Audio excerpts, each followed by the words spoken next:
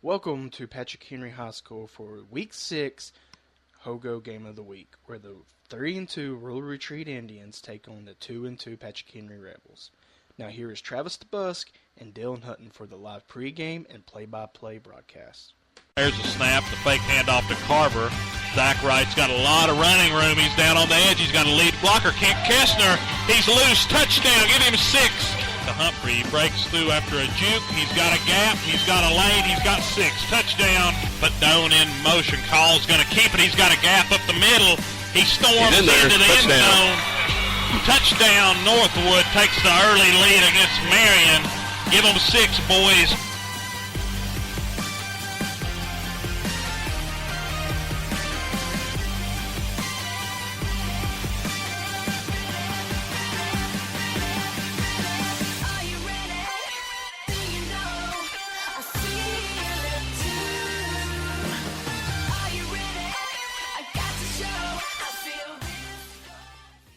And welcome to the Hoga-Higgy Game of the Week right here on the Hoga-Higgy Football Network. This is Dylan Hutton along with Travis DeBusk and Corey Johnston here from the pregame show live from Patrick Henry High School. We got a big game on tap here tonight between the Rural Retreat Indians and the homestanding Patrick Henry Rebels.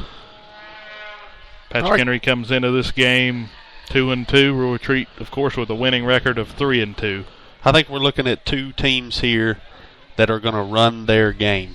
Rural Retreat's coming in, and they're a running team, and I think they're going to consistently stand with that with their two running backs, Stone Mullins and Nolan Ryan. And we talked to Coach Palmer earlier this week, and I think what he's going to do is he's going to stick with his base defense, and he kind of hinted towards you can't really stop this type of offense, but you can slow it down.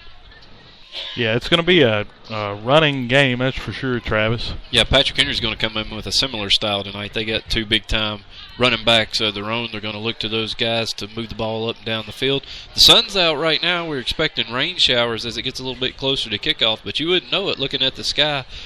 Clouds are starting to break up. The sun's shining down on the field. It's definitely muddy and wet out there, so getting your footing is going to be difficult, at least in the early going of the ball game. I think we're really going to see the ground and pound game from both sides tonight. I don't know if you're going to be able to throw the ball. And like you said, if we do have some weather coming in, it's really going to put the ball on the ground. And as we've seen in previous games this year, Patrick Henry has had a little bit of the fumbleitis. They've lost a lot of those fumbles that they've had.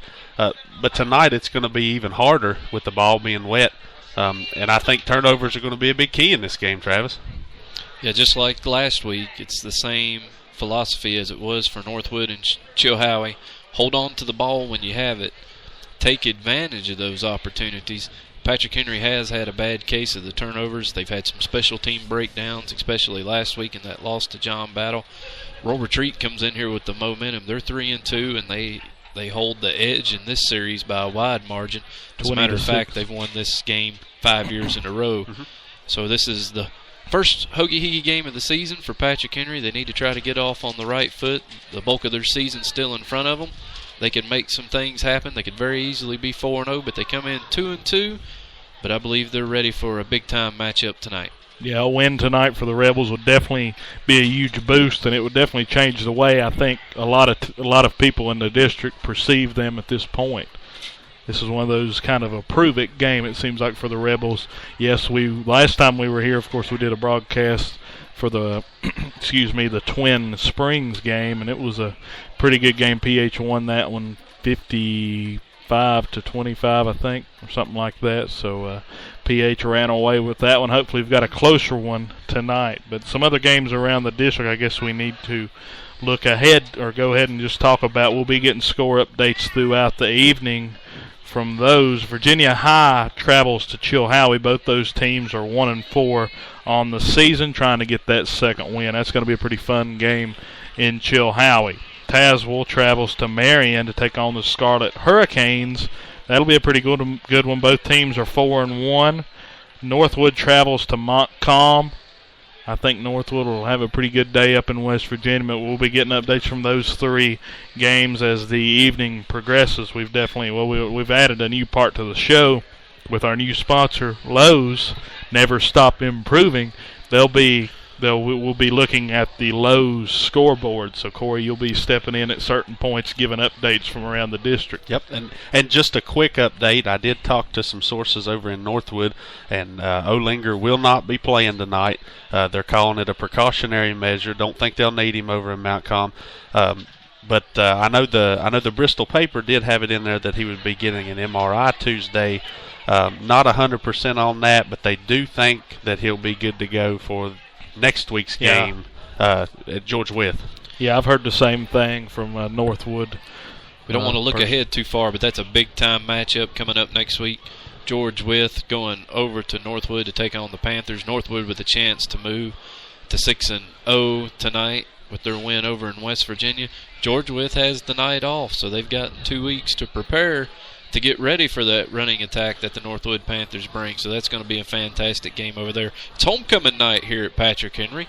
Getting back to tonight's game, there's a good home crowd filing in. Rural Retreat doesn't seem to have brought too many people over with them tonight, so certainly a different atmosphere than what we had last week for that Chilhowie-Northwood game.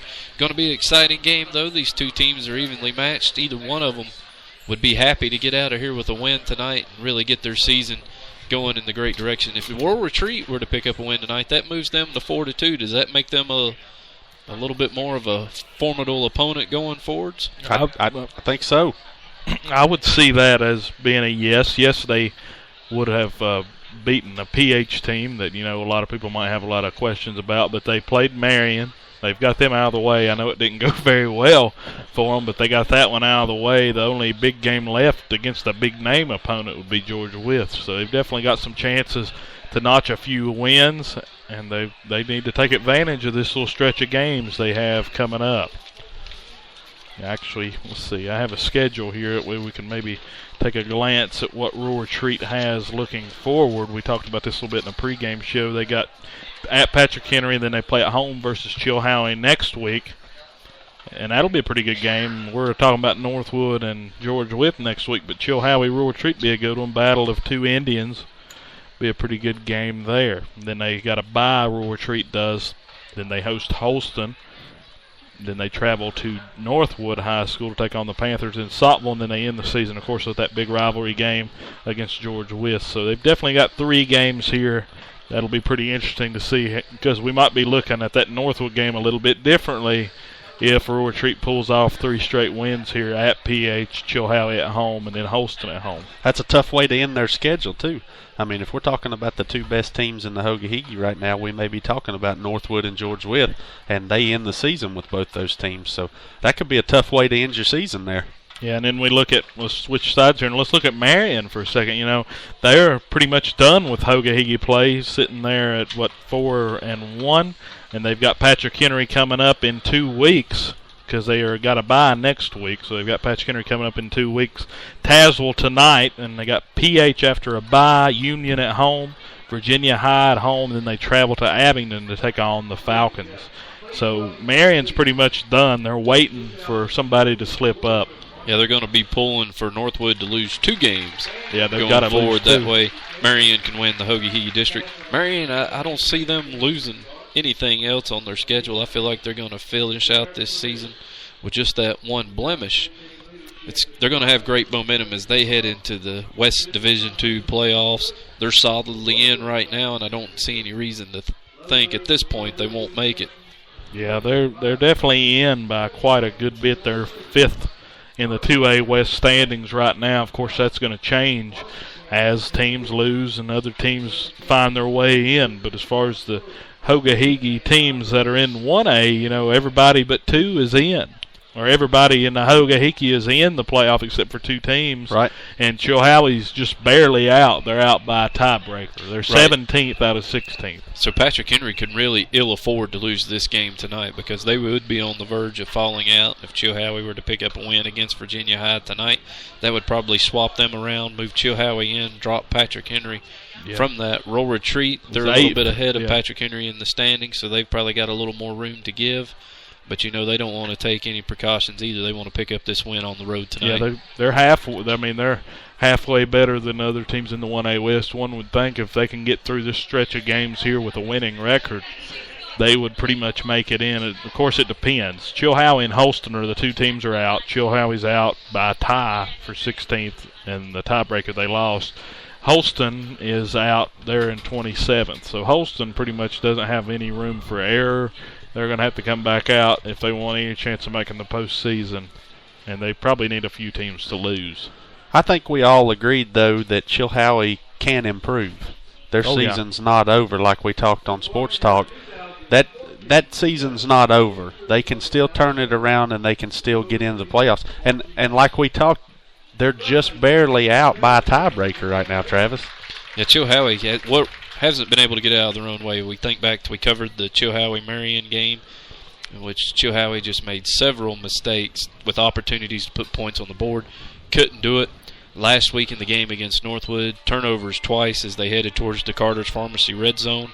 They put the ball on the ground. That could have been a totally different ball game. There's a score they missed out right out towards the end of the first half. The big pick six that Northwood returned, not taking anything away from the Northwood Panthers, but Chilhowie could be have a whole lot better record than what they do. The tough loss over at Tazewell. Of course, we're still having a little bit of a debate on just exactly how good Tazewell is after they lost that game to Rural Retreat. Tazewell gets another Hoagie District team tonight when they play the Marion Scarlet Hurricanes. Chilhowie, they've still got a chance. A lot of big games left. They got Virginia High tonight. That's a winnable game for them. Matter of fact, I picked them again to win that game. So Chilhowie Warriors still got a lot to play for and look forward to getting as many Hoagie teams into the playoffs as we can. Well, you talked about those turnovers, too. Northwood scored 14 of their 28 points off of those Chilhowie turnovers. So, I mean, you take that off the board and you got a 2-point game. Yeah, Northwood took advantage of those turnovers and hung punts on the board. But that's what Northwood had to do. That's the way you play this game. You take advantage of the other team's mistakes, hang those points when you can, and that's how you win. That's what's going to happen again here tonight. One of these teams is going to make a mistake. It's going to be up to the other team to capitalize, put points on the board as often as they can. But I think we're in for one of the best games we've seen so far in 2014. Yeah, I think this game's underrated for what we have. Of course, we do have kind of a dry week. Two teams with byes, and this being the only district game. Everything else is non-conference, non-district. So it's kind of a dry week, and let's go ahead and just talk about next week what we're going to be doing as far as we're going to be doing the pregame show live from Holston High School for Hogo game day, and then we're going to head back to Saltville, Virginia, and cover that big game between the Northwood Panthers and the George Wythe Maroons. That'll be a fun game as well. We just figured as far as the pregame show experience, we want to bring that to Damascus, let the students get involved. Homecoming against a huge rival, formerly known as the Shriner Bowl, PH and Holston. It was a big rivalry game. If you were at the game in 2008 when PH upset Holston, you know what I mean. But it was a huge rivalry, and it still is. I think this year's got a little bit different tone. The way Holston's played so far, if they can get that game, they'll forget about the other 6 or other 5. And then, of course, we're going to head to Northwood right after that. Right after the pregame show's over, me and Travis will take off and rush to Saltville for that big throwdown. And we'll break that game down a little bit more and dig into it a little bit deeper this coming Tuesday night when we have Sports Talk Live with Travis and Dylan. Our schedules are getting booked, aren't they? That's right, from Political Dog in downtown Glade Springs. We want to thank Political Dog for sponsoring tonight. And just one more reminder throughout the night, Corey's going to be bringing us scores on the Lowe's Home Improvement Scoreboard. We're glad to have him on here to bring us the scores from around the district, so we'll be able to keep up with Northwood's doing over in West Virginia tonight. But yeah, we're really looking forward to next week's game. But we got a game here to play tonight. Coming up in just a few minutes, it's going to be the Rural Retreat Indians traveling down to Patrick Henry on homecoming night to take on the Patrick Henry Rebels. We're going to go to a quick commercial break. We'll be right back. The Hogo Game of the Week is provided by Abingdon Equipment, Appalachian Plastics, Big M Farm Service, Carter's Pharmacy, Glade Pharmacy, Political Dogs, Serber & Son. Make sure you watch and listen at HogoGameDay.com.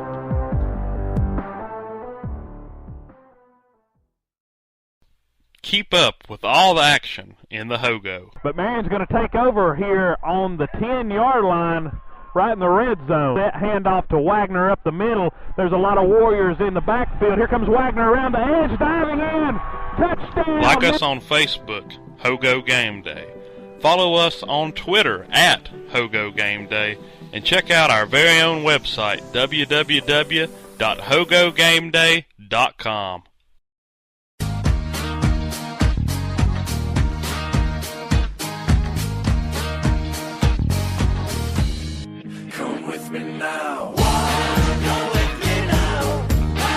Welcome back to the pregame show on Hoagie Higgy Game Day. We're live from Emory, Virginia, Camp Patrick Henry High School for tonight's matchup between the visiting Roll Retreat Indians and the Patrick Henry Rebels. Roll Retreat comes into this game tonight with a record of 3-2.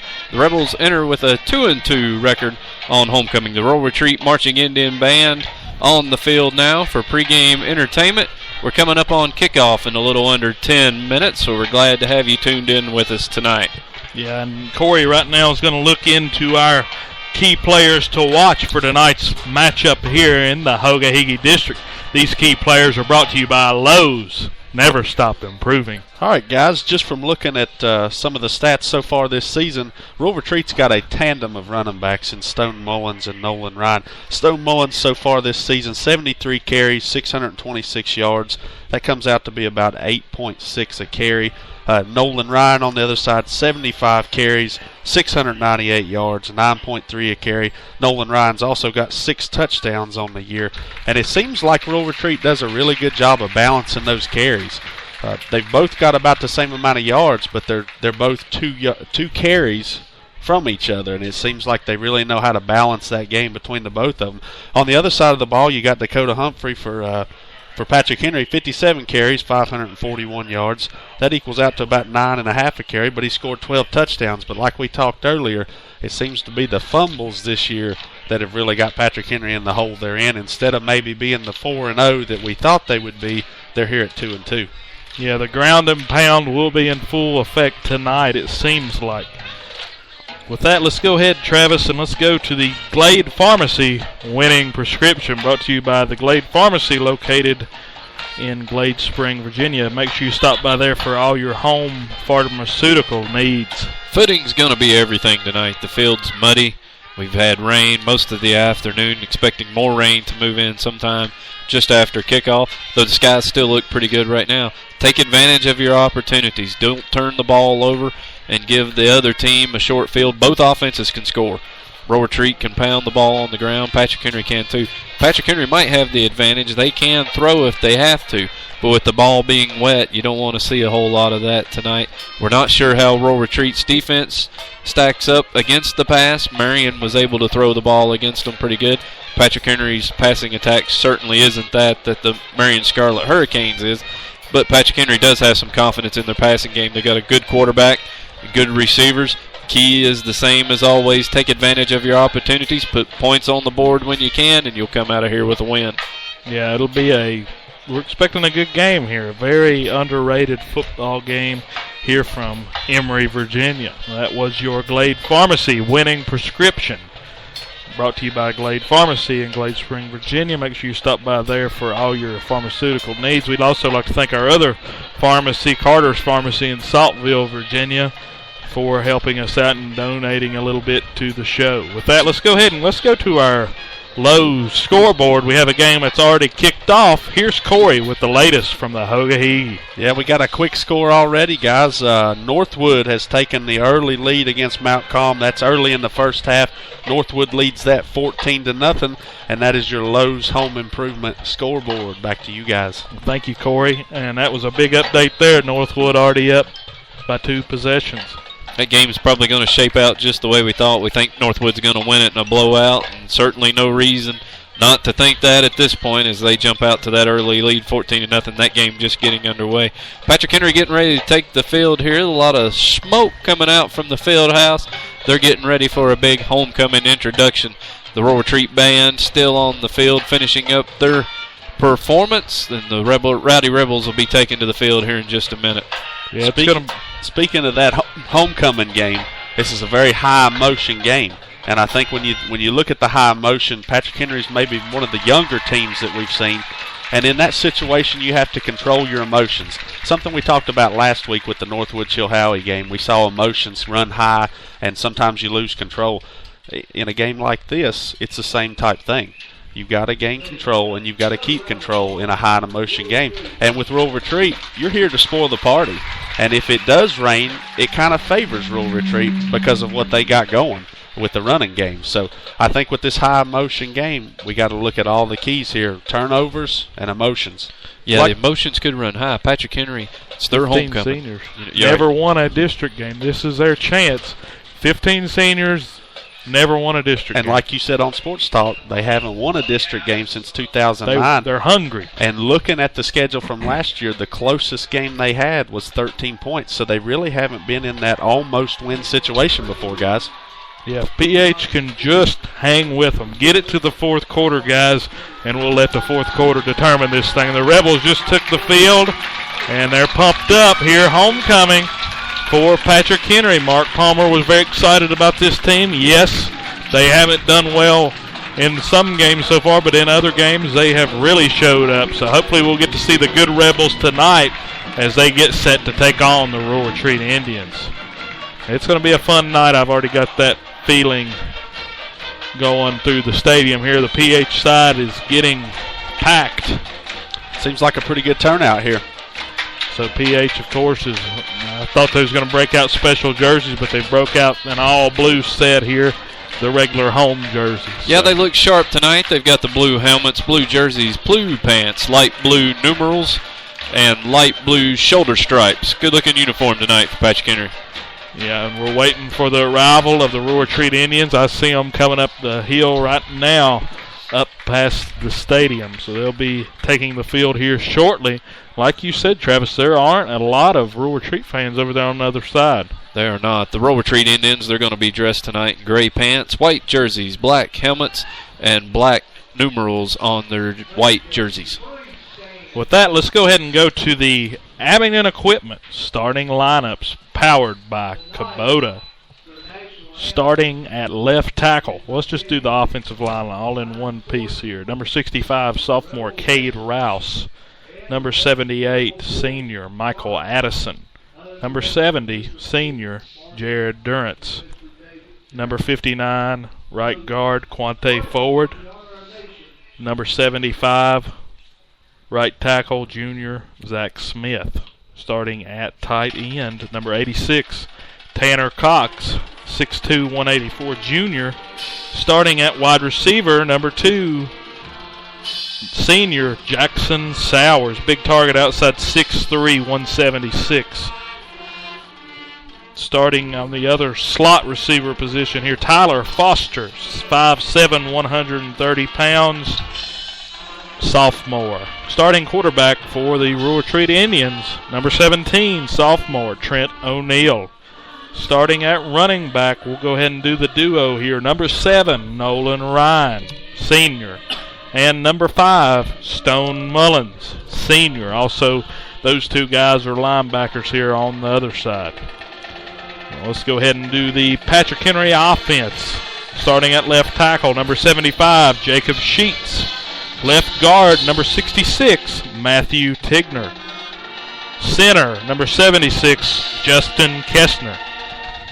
Right guard, number 52, Grant Ramey.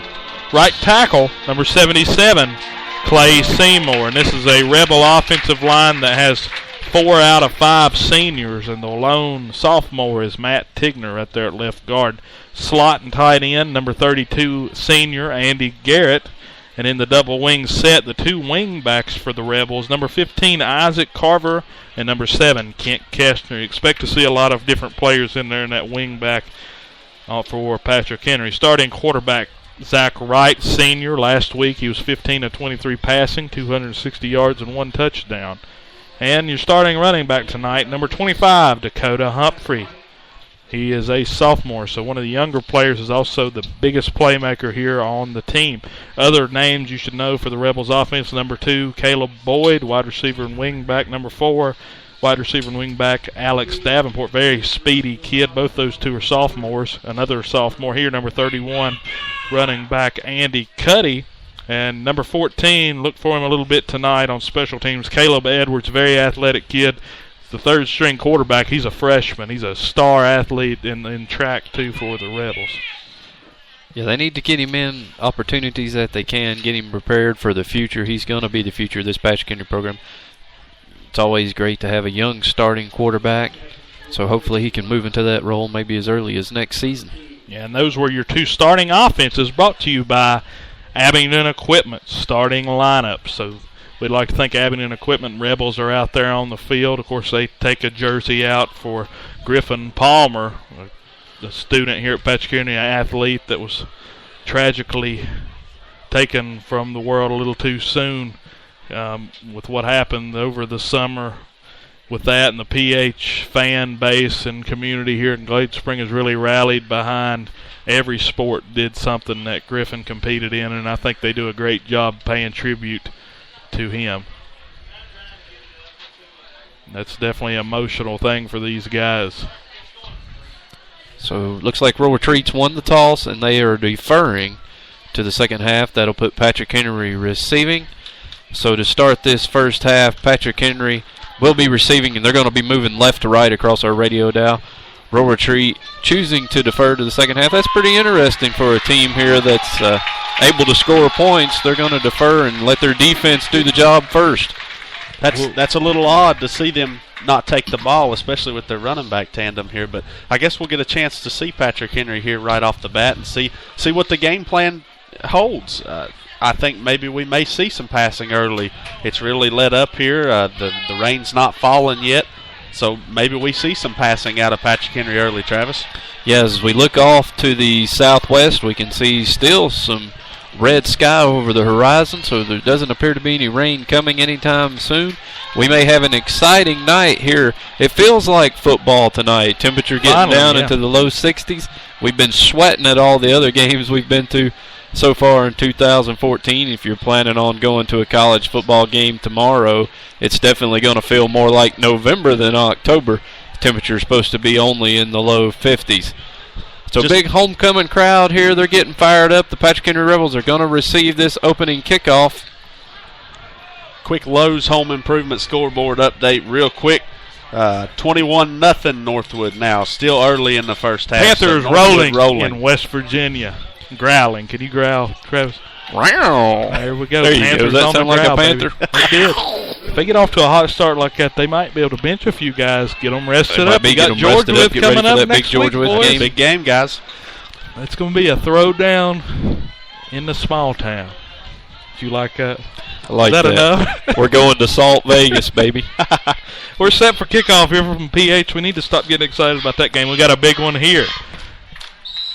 Ball teed at the 40-yard line. Rural Retreat Indians to kick it off. Yeah, kicking off for Rural Retreat is Skylar Miles. Kick deep. Alex Davenport to receive right at the 20. He's bringing it right up the middle. PH set up the wall, but all the defenders got past. Good return up to the 35-yard line where the Rebels will take over here. 1st and 10.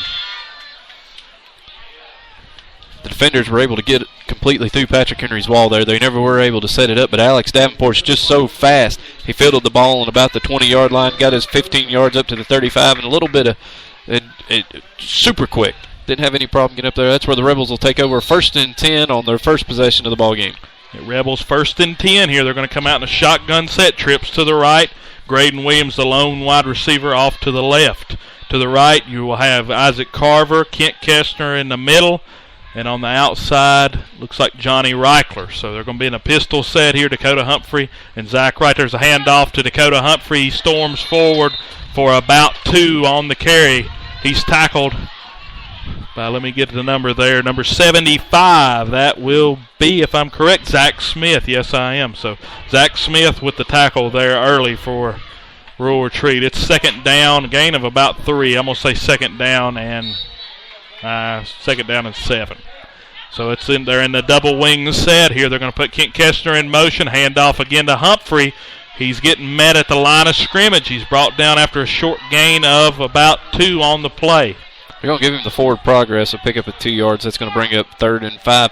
Patrick Henry hurrying up. They're getting back to the line real quick. They're going to try a hurry-up offense here to catch or Rural Retreat off guard, not give them time to substitute. So far, though, Rural Retreat's done a good job clogging up them running lanes inside. We'll see what they do here on 3rd down and 5. 3rd down and 5 here. PH is lining up. Zach Wright, the trips to the right. There's the snap. He's dropping back to pass. He's looking to Williams over here. He's got him. Gain of about 8. First down, Patrick Henry.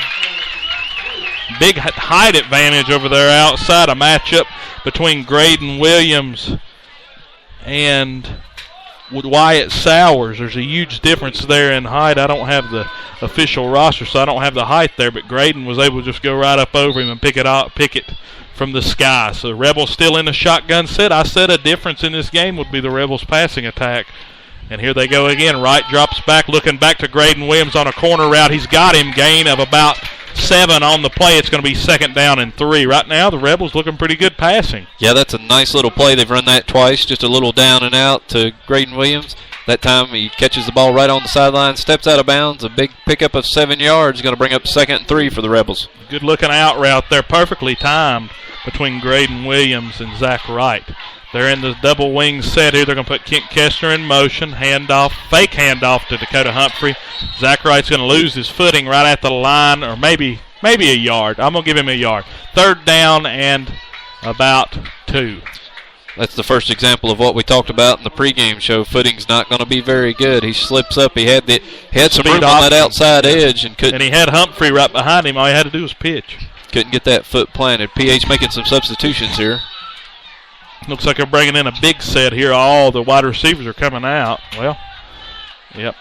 Kent Kestner and a few others are stepping off Graydon Williams. They might be going heavy here with a 3rd down and short.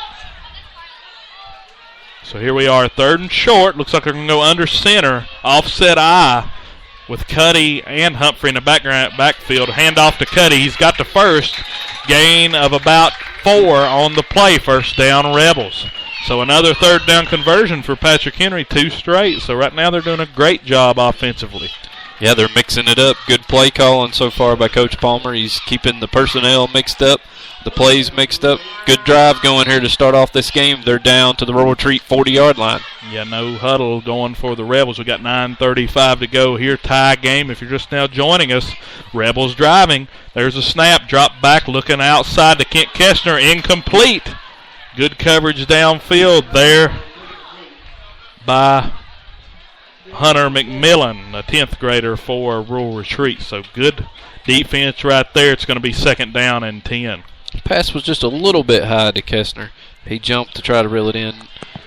Wasn't quite able to get his hands on. It will bring up 2nd and 10 for Patrick Henry. They're staying in that same set. Trips to the right with Graydon Williams out wide to the left by himself. He got him on an island back there with Graydon. There's a pitch back to Dakota Humphrey. He's shifting. He's up near the 1st down. He was able to crawl over a defender, a missed tackle, keep his balance, and fall forward close to the sticks. It's going to be 3rd down and short. Good gain there by the sophomore Humphrey. So finally he was able to break loose and shift around and get it to a 3rd down and short, and the Rebels are right where they want to be here on 3rd down. Patrick Henry with their chance to convert their third down of this drive. Good little pitch by the quarterback there. Humphreys took it out to the far sideline, cut it upfield, almost got to that 1st down marker. They're in that veer set again, this time handed off to Humphrey. He breaks a tackle. He gets about 5 on the play. 1st down, Rebels. So now they're down inside the 30, near the 25-yard line. So Patrick Henry right now is doing a good job subbing in and out. They've done that twice now. They've went heavy and taken advantage of that. So they have really done a good job. Now they're going back to that light package with a lot of wide receivers. So they've done that twice now. They've went to that heavy set and been able to do it out of the veer. It looks pretty good there for Patrick. It looks like they know their offense a little bit better than they did the week that we were here. They're going to put Isaac Carver in motion, hand off to Humphrey. He's met after a short gain on the play. They tried to hand it off right up the middle. Rebel line wasn't able to get to the 2nd level. Short gain. I'd say a gain of 2 on the play. 2nd down and 8. They were ready for Humphreys that time. The blockers didn't get off quite as good as they had. Looks like they're going to give him about 3 or 4 yards, actually. Yeah, they're going to give him 3. 2nd down and 7. Rebels staying in that. Now they're 4 wide. They've got 2 on one side, 2 on the other. So Zach Wright's in the gun. Kent Kestner off to the right in the slot. Dakota Humphrey in the backfield as your tailback. Andy Garrett out wide. There's a snap. It's a wheel pass out here to Kent Kestner. He breaks past one tackle, spins through another. He's down at the 10, slips through 2 defenders. He's brought down at about the 4-yard line. First down, Rebels. Good little pop-out screen there. Good block outside by Andy Garrett to open it up. And now the Rebels are threatening here inside the Carter's Pharmacy red zone. So 7:42 to go here in the first quarter. Rebels driving. They're inside the 5. We'll see what they do here. It looks like they're going back to that heavy set with the veer. Nobody out wide. It's a run-heavy set here, veer. There's a snap, handoff to Humphrey, Cuddy. He's forward for a gain of about 2. It's going to be close there, about on the 2-yard line. So it's second down and goal from the 2.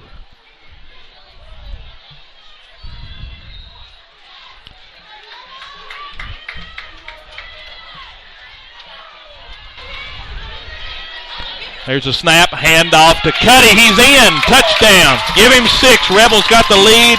Converted a bunch of third downs on that drive. 6-0 Rebels as they bring on Graydon Williams to try for the extra point. Impressive drive. I don't think Patrick Henry played from behind the sticks anytime on that whole possession. They converted those several third downs. We'll check with their stat guy, but I think that was a 13-play drive by the Rebels. So a fantastic march down the field. Graydon Williams on now to attempt the extra point. Graydon Williams on for the extra point. It is up. It is good. With that, let's go to our Political Dogs hot dog play of the drive. All right, Patrick Henry Rebels had 2nd and 7 from the roll retreat 26-yard line.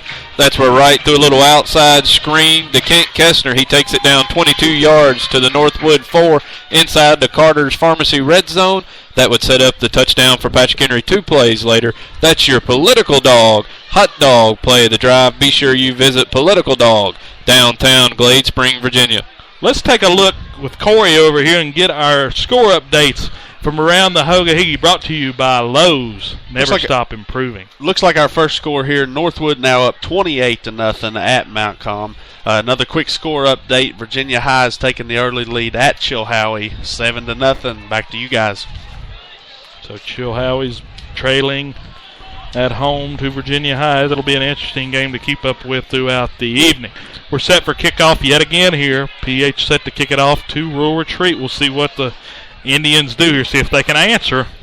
Patrick Henry, that was a fantastic drive. Not only did they get points on the board, but they also milked about 5 minutes off the clock. And confidence. Exactly. Confidence is going to be a big factor here, and I think Rebels getting off to a good start was definitely pivotal after the starts they've had in their losses. Very good balance of offense, too. Passing game looks very crisp.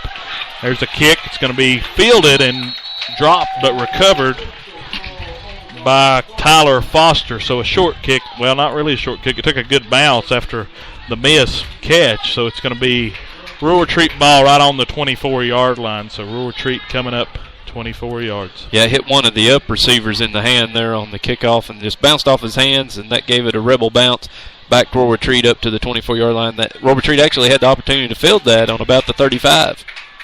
Yeah, so here's Rural Retreat back out with the split back veer. They don't have a fullback in their veer. They've got 2 wide receivers out on each side of the field. There's the handoff inside. I wasn't able to get a number there to tell you who it was, but a gain of about 5 on the play. Were you able to get the number there on who came out? Looked like number 5. Number 5. So that will be Stone Mullins' first carry on the ledger. He got 4 on the carry. 2nd down and 6. Yeah, where they're both in the backfield, it makes it kind of tough at the angle we're seeing. Stone Mullins is a big old boy, isn't he? Yeah, Nolan Ryan and Stone Mullins both in the backfield. That is a tandem. A dangerous tandem. There's a handoff out of it. Handoff. There's a keeper by the QB. Good sale as Trent O'Neill storms forward close to the sticks. He is. First down, Rural Retreat, as he gets about 7 on the carry. So first down on the rush on the keeper by the quarterback, Trent O'Neill. That's really deadly whenever you're able to run with your QB and your 2 running backs in the backfield. That is a scary situation to have to defend. Now they're back in the shot, or they're still in the veer. I don't think they'll go out of the veer tonight. There's a snap, handoff this time to Nolan Ryan. There's a flag down on the play. Ryan got about looks like a procedure penalty against Roll Retreat. Ryan got about 6 on the carry, but there is yet a penalty flag down on the play.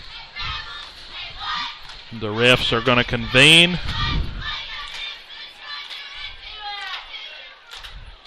We'll see. We'll get a signal from them here shortly. Of course, Patrick Henry, they're up 7-0 here on Rural Retreat.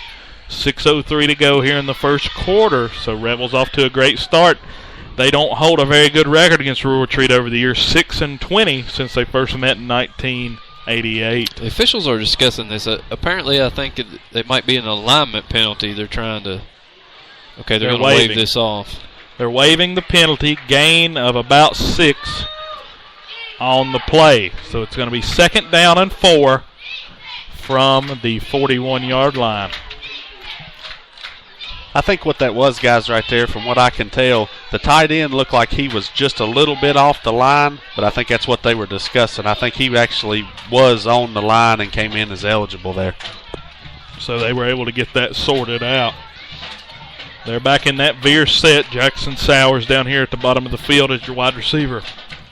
There's the snap handoff to Stone Mullins. He storms forward for a first down. Wow, he's still carrying defenders up past the 50. A big gain there, gain of about 12 on the play. First down, Rural Retreat as they storm into Rebel territory here. They're on the 48-yard line. So that was a big gain there, carrying defenders with him. Stone Mullins, a senior from Rural Retreat High School.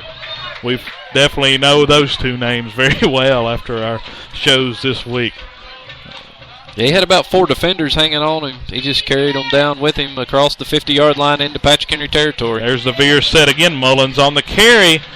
He's going to be twirled down right around after a gain of 5. So 2nd down and 5. Rural Retreat as they trail 7-0 with 5 minutes to go and counting here in the first quarter. One thing about it, as long as both of these teams keep the ball on the ground as they have, this first quarter clock will expire quickly, rolling down under 5 minutes now. Yeah, Rural Retreat's got a pretty good drive going here. PH had a fantastic drive. That's one of the best drives I've seen PH have in a long time, and I've been here for a while.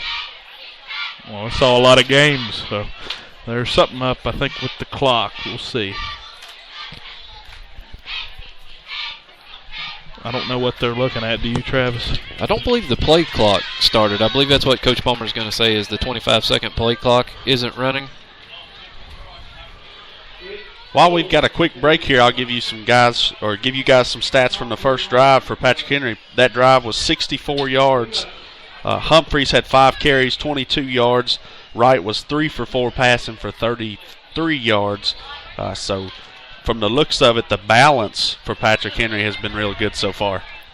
Very good stat line. There's some problem with the scoreboard. There's some bulbs burning, making it look like they're 9:41 on the clock, and that's what had Coach Palmer confused. Actual time is 4:41. We'll have to remember that. That'll get me mixed up. So the referees are going to try to get everything reset here, and play clock resets at 15 seconds. We're ready to roll. All right, veer set here again. 2 wide receivers out wide, one on the left, one on the right. Handoff again to Stone Mullins. He's got a first and a whole lot more. He brings a few defenders with him down inside the 30. Big run there by Stone Mullins. I hadn't got to see much of this Rural Retreat team, but I'm very impressed with what I've seen up to this point. Yeah, for how good Patrick Henry's opening drive was. Rural Retreat so far is matching them play for play. They pick up another big first down to the 25-yard line and getting ready to start knocking on the door of the Carter's Pharmacy red zone. Eventually, PH is going to have to throw some more guys in the box and see if whenever they do that. There's a counter on the play as they tried to get it to Tyler Foster. Excuse me, flag comes Nolan in. Ryan, but there was a late flag on the play. That was Nolan Ryan on a counter. Face mask on the defense. That'll be 15 yards, first down. That's a big penalty on this end of the field. It's gonna move Rural Retreat into the Carter's Pharmacy red zone. Big penalty as they were set up on the 26-yard line. That's a 15-yard penalty. Yeah, the next few snaps will be brought to you by Carter's Pharmacy in Saltville, Virginia. They sponsor the Hoga-Higgy Red Zone for our live game broadcast. Any snap a Hoga-Higgy team makes inside the red zone is sponsored by Carter's Pharmacy, a local pharmacy in Saltville, Virginia. Stop by there for all your pharmaceutical needs. It's a veer set again, two wide receivers right, or one to the right, one to the left. There's the snap. Handoff again to Mullins. He's inside, storming through. Gain of about 7 on the play. 2nd down and 3 as they get down inside the 5. So he's close to breaking pay dirt here as they're down inside the 5-yard line. Rural Retreat on this whole drive hasn't bounced the ball outside. They just seem to run it right down the middle. Well, they're on the 6-yard line. Yeah, they've been running it right down Patrick Henry's throat. Kent Kestner's coming off the field. I don't know if he's shaken up. I'm not sure who went in for him, but he's coming off. Veer set here for Patrick Henry. But what I was going to say is they're going to have to load the box here eventually if they can't stop this rushing attack.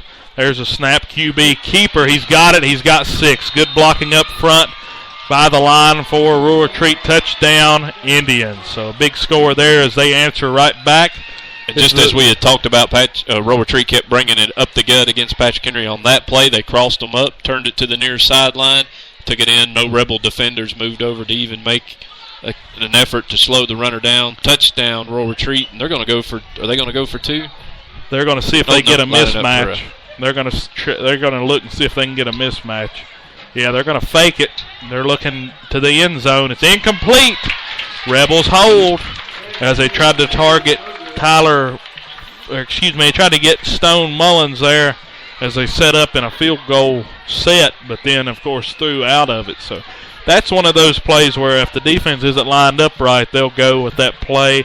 In college, you notice Oregon does that a lot. They'll line up offset like that and see if they can get a mismatch, and then they'll go for 2. But how did that work for them last night against the Arizona Wildcats? It didn't work. We'll talk about that more at halftime. We'll have a fun halftime on tap, a little preview of our Tuesday shows. It'll be pretty fun. But Travis, let's go ahead. We got a 1-point PH lead now, 7-6. Can you give us our Political Dogs hot dog play of the drive? Absolutely. Rural Retreat had the ball 2nd and 4 at the Patrick Henry 41-yard line. That's when they handed off to Stone Mullins. He went right down the gut of the Rebel defense, carried the ball 11 yards to the Patrick Henry 48, and he took about 6 rowdy Rebel defenders with him. That set up a first down and then eventually led to the scoring strike by the Rural Retreat Indians. That's your Political Dog hot dog play of the drive. Be sure you visit Political Dog downtown Glade Spring. Join us there Tuesday night at 6 o'clock for Sports Talk Live with Travis and Dylan. That was a 65-yard drive there. Also on that drive, a big 15-yard face mask penalty that really put them down into the red zone there, guys. Yeah, that did. That put them in the red zone. There's the kick by Skylar Miles. Picked up by Kent Kestner up to the 40-yard line. The wall is set. Got a few blockers. He's out to around the 45-yard line. So good field position again for the Rebels here, starting their 2nd drive of the ball game. Of course, the Rebels scored their last drive. Rural Retreat answered right back. We've got a 1-point game here. 2:57 to go here in the first quarter. 7-6 Rebels. Both teams moved the ball very well on their opening possession. What this might be is which defense makes the best adjustment the quickest. Yeah, this is the Rebels' first Hoga-Higgy game, too. So all this talk about PH's games, they hadn't played a district game. So a lot can be said. A point can really be made tonight by Patrick Henry if they can get this first Hoga-Higgy win in 22 tries. There's a pistol veer set here for the Rebels. Hand off to Humphrey. He's met right at the line of scrimmage. A big tackle there by Zach Smith, the junior from Rural Retreat High School. 6'3", 247 pounds. Met Dakota Humphrey right at the line of scrimmage. And I wouldn't want to meet 6'3", 247 pounds right at the line of scrimmage with you before I got my momentum going. They're going to give him about a half a yard of forward progress there, so we'll call it 2nd and 8.5. Second and 8.5. They're in the shotgun set here. 2 wide receivers to the right, 2 to the left. Dakota Humphrey in the backfield. They're bringing Alex Davenport in motion. They're going to throw it. Well, they're going to fake a throw out to him. Rural Retreat picked it up. Zach Wright's rolling out, looking for someone, throwing it out of bounds, out of the tackle box, past the line of scrimmage. So you won't see a flag thrown there. Good, smart play there by Zach Wright. So it's going to be 3rd down and about 9. Good, smart play. Had him on the run. It was a smart play by the quarterback to throw it out of bounds. He tried to make something out of it. They were trying to do a little bubble screen out here to Alex Davenport after they put him in motion. They had the 2 blockers. They just weren't able to. Rural Retreat just jumped on it very well. We'll see what Patrick Henry has right here. This is the first time we've seen him in 3rd and long tonight. Yeah, 3rd down and 9. They're going to put Davenport in motion. Same looking play, but they're looking downfield. He found Kent Kestner. He's going to be brought past the line of scrimmage. 1st down, Patrick Henry. A big find there as Kent Kestner ran a curl, was able to find a hole in that defense, spun around, and was able to storm forward for about 10 on the play. 1st down, Rebels. So another 3rd down conversion. Zach Wright looks like he's shaking up, though he's limping, stretching out that left leg. So we'll have to keep an eye on that. That's definitely a major part of the Rebels' offensive scheme. We know the difference in the Rebels with Zach Wright on the field and with them not on the field. That's Patrick Henry converting another third down. Certainly their toughest 3rd down of the game so far, but they pick it up for a 1st down over into Rural Retreat Indian territory. Yep, over in Indian territory here. Pistol set. They're going to snap, hand off to Humphrey. Humphrey's short gain there, got about 3. He was man at the line of scrimmage, but he was able to sidestep it. And then Humphrey was able to reach out and pick up a few extra yards there. It's going to be 2nd down and about 6. So a pretty good game there by the Rebels, as they have nothing has really slowed them down up to this point, and the same can be said on the other side of the ball with Rural Retreat. Yeah, good yardage on 1st down. Anytime you can pick up 3 or 4 yards, that's a pretty good 1st down play. Minute 16 to go until the end of the 1st quarter. Drop back. Zach Wright's looking deep over the middle. He fumbles the ball right past the line of scrimmage. Rural Retreat looks like they have it. We're waiting for a signal. Yes, they do. A big turnover there. 1:04 to go here in the 1st quarter, and Zach Wright coughs it up. Well, that was crazy. He pumped the ball 3 times, and then finally on that 3rd try, he just couldn't hang on to it any longer. And that's a bad turnover there for the Rebels, who hadn't made a mistake up to that point, and now the big turnover there flips the field. That's what we talked about before the game, guys. Turnovers was going to be the big story, and here Patrick Henry driving yet again, and the turnover got him. Yep, and that's a pivotal turnover there, as they had just gotten into Indian territory. There's a veer here as the Indians take over. QB is going to keep it. He's going to pitch it out to Stone Mullins. Good tackle outside there. Looks like Dakota Humphrey was able to run him down. So the running back tackled the other running back for Rural Retreat. So that was pretty good there for Patrick Henry to be able to chase that down. And if anybody's going to be able to chase it down, it's PH's running back and linebacker Dakota Humphrey. Good job by the Patrick Henry defenders that time. They had the quarterback accounted for and the running back and the pitch man. Patrick Henry was back there to throw Rural Retreat back for a loss. Going to bring up 2nd and 13. Yeah, perfect job defending the option there, and especially how that veer, it makes it hard. It's hard for me to realize who has the ball. 1st quarter clock continues to run down under 20 seconds now. There's that veer set again for Rural Retreat. Handoff this time to Stone Mullins. He's got it inside. He's going to be brought down after a gain of about 4. And they're back up past the line of scrimmage as they were tackled for a loss on the last play. It's 3rd down and about 7. So 3rd down and long here, or 3rd and medium here for Rural Retreat. That's the end of the 1st quarter. Rebels are ahead by 1, 7-6. With that, we'll be right back after this quick commercial break, then start the 2nd quarter.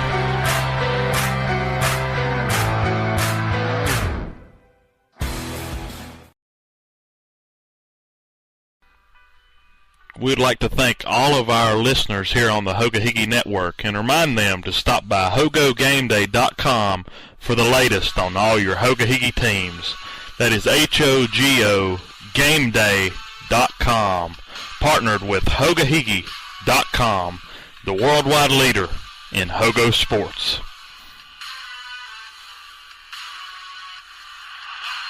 Parts, sales, and service, that's our motto down here at Abingdon Equipment. We have new and used quality farm equipment at great prices. We also have a large selection of salvage, professional service and repair, in-store parts for your equipment. Come on down and see us on Lee Highway in Abingdon, Virginia. Our store hours are Monday through Friday, 8 a.m. to 5 p.m., Saturday, 8 a.m. to 12 p.m. Also, give us a call at 276-628-2372, a proud sponsor of the Hoagie Heagie Network.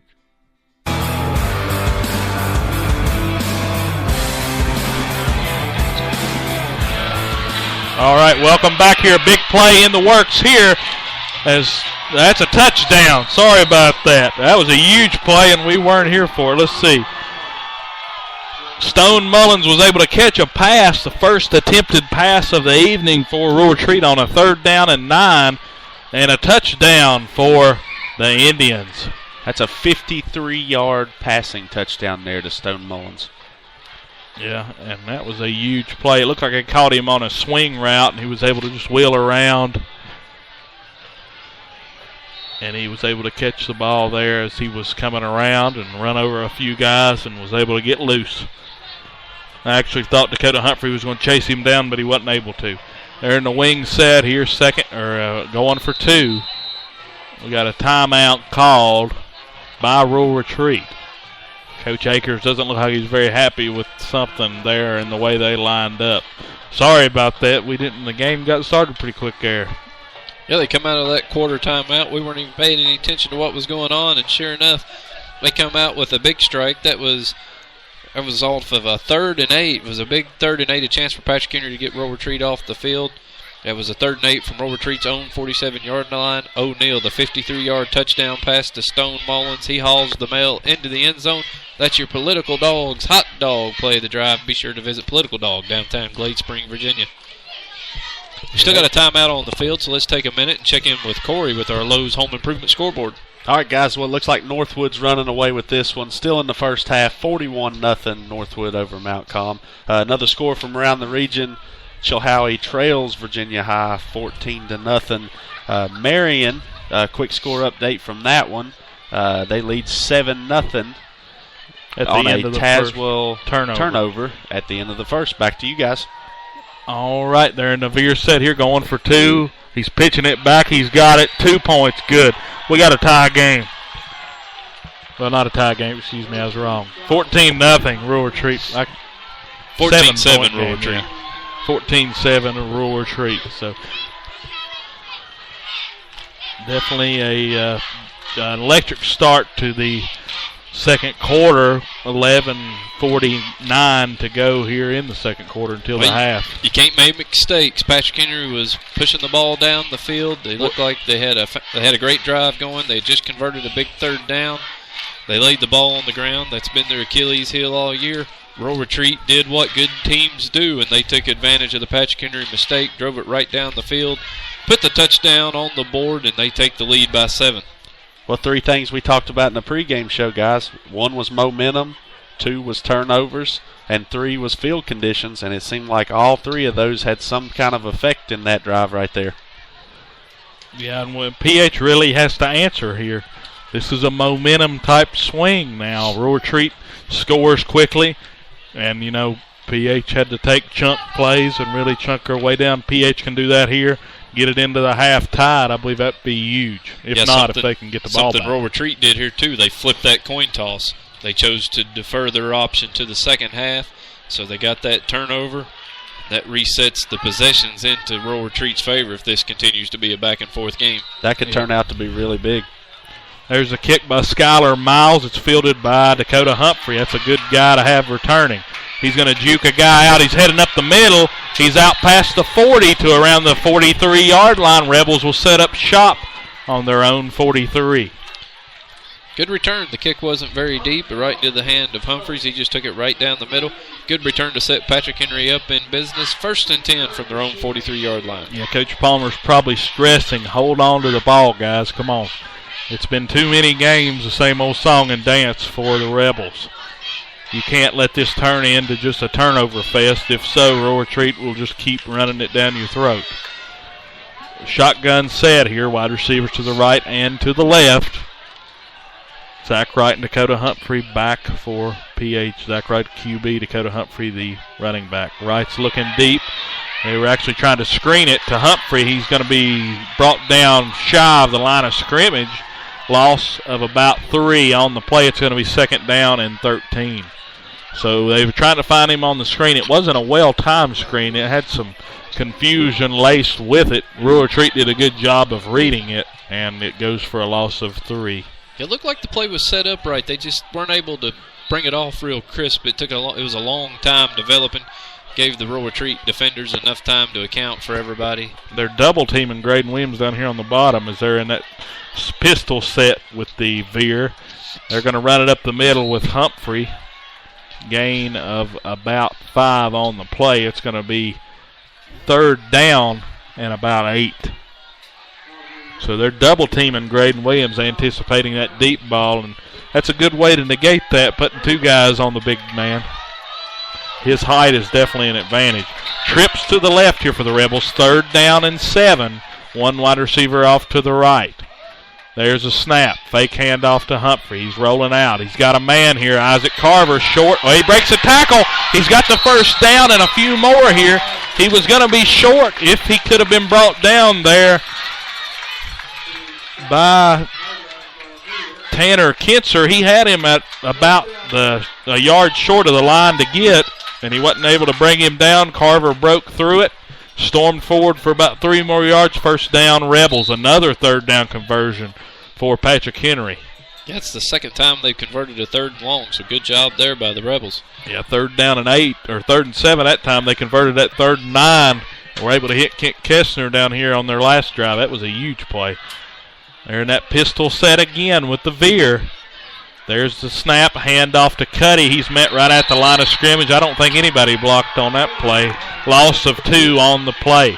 They can't be doing this now. These are negative yards. The first drive, PH was doing a great job, and up until they fumbled, they were doing a great job containing. Now Rural Retreat has the momentum, and you can see that the way they're playing defensively. Yeah, this is twice in a row they've gotten behind the sticks on 1st down. Didn't hurt them previously when they were able to convert and pick up another 1st down, but here they are playing behind the sticks again. First and 12. You can't start off sequences with negative yards. That really makes the road tough. You can for a few sequences, but not for the entire length of a drive. There's a snap handoff, fake handoff. They're going to toss it deep to Cuddy. Risky pitch. Good pitch, though, and he gets about 8 on the play. He was about 2 yards shy. I'd give him 7 or 8 on the carry. It's going to be 3rd down and about 4. So Rebels here, another 3rd down. So we'll see what they do this time. 2nd quarter clock running down under 9 minutes now. That's another good pickup. That was a dangerous pitch on that option all the way out to the far sideline, but Cuddy was able to turn it up for good yardage. Brings up a 3rd and manageable for the Rebels. Yeah, we got a 14-7 game here. 8:40 to go here until the half. There's a fake handoff. He's looking. Zach Wright's got it on the keeper, and he got a short gain about, I'll give him 1 on the play. It's going to bring up 4th down and 3. Or as the PHPA guy just said, 4th down and a long 2. In some worlds, that's considered 4th and 3, but I don't know. To the Hogo Game Day crew, it's 4th and 3. Yeah, I'll just call it 4th and 3. Mark Palmer's calling the play. Big momentum here. This game could really be hinged here on this 4th down. It's a 1-possession game here. The Rebels trail. 8 minutes to go, just now under 8, 7:50 to go. They're in that veer set here with the fullback in the middle. Ooh, they have an encroachment. Costly penalty. If there's anything you're taught as a player, it's to stay on your side on a 4th down inside of 5. And that time, Channing Miller jumped off sides, and that's a senior defensive lineman for the Indians. That's going to be a 1st down, Patrick Henry. That's going to put the Rebels down inside the 30. And that is a huge penalty to not even force PH to make a play and get the first. Well, that was if I'm not mistaken, that was the first 3rd down Patrick Henry's failed to convert tonight. Yep. Of course, they didn't get the opportunity on 4th down. A free gift from Rural Retreat as they jump off sides. Encroachment on the defense. gives Patrick Henry 5 yards and automatic first down. They're on the 27-yard line now. They're in that veer set here, the heavy veer. There goes Zach Wright looking to the outside. He's looking for Johnny Reichler. Incomplete. Good coverage downfield there by Trent O'Neill. I am impressed with the Patrick Henry passing game so far. Palmer's calling a good game. He's keeping it changed up, keeping Rural Retreat on guard. They're not sure where the attack's going to come from. So far, it's worked out pretty good for the Rebels. We've seen a good balance of the formations, too. We've seen that big set for Patrick Henry, and then we've seen 4 wide receivers, so he seems to be mixing it up pretty well. And they're subbing some new wide receivers in here. They had Graydon Williams and Kent Kestner off. Now they're in the passing set. They're giving Kent a huge cushion here in the slot. Now they're coming out to guard him. There's 2 running backs in the backfield. They're going to throw it right at Kent Kestner, bounce right off his chest. Incomplete. That should have been caught. He was wide open there for at least a gain of probably 5 on the play, and it hit him right on the shoulder pads and ricocheted off. Back-to-back incompletions puts Patrick Henry in another long third down situation, 3rd and 10 here. Yeah, and that was just a poor executed play there, but I feel like Kent had a chance at getting that one. Obviously, you don't have to get it all because you're in 4-down territory. You're in that in-between part of the field, too long for a field goal, too short for a punt, so they'll definitely go for it on 4th down if they don't pick it up here. Trips to the left, Humphrey in the backfield. Zach Wright's dropping back to pass. He finds Humphrey. He's got a few blockers. He slips by one, breaks another inside the 5. Touchdown, Rebels! Big score there on 3rd down and 10 from the 27-yard line. 27-yard pass from Zach Wright to Dakota Humphrey for 6. Big score there by the Rebels, and they're an extra point away from tying this thing up. Good job. Another big-time 3rd down conversion by Patrick Henry. Roll Retreat's got to be thinking to themselves, my goodness, what do we got to do to get off the field on 3rd down? They converted a 3rd and 8. They converted a 3rd and 10. They were given the free gift on the 4th down to give them the automatic first down. Now there's some confusion. They don't have all the personnel on the field here for the extra point. Plenty of time on the play clock, though. It just rolls down to 19 seconds. Yeah, Graydon Williams on to try to tie it up. It's up. It looks good. It is good. Rebels tight at 14 all. 7:14 to go until the half. Travis, can you give us our Political Dogs hot dog play of the drive? Sure can. Patrick Henry had the ball 3rd and 8 on the Rural Retreat, or on their own 45-yard line. That's when quarterback Wright hits Isaac Carver down to the Rural Retreat 41. That's a 14-yard gain. Quarterback to former quarterback to keep the Rebel drive alive and pick up the first down.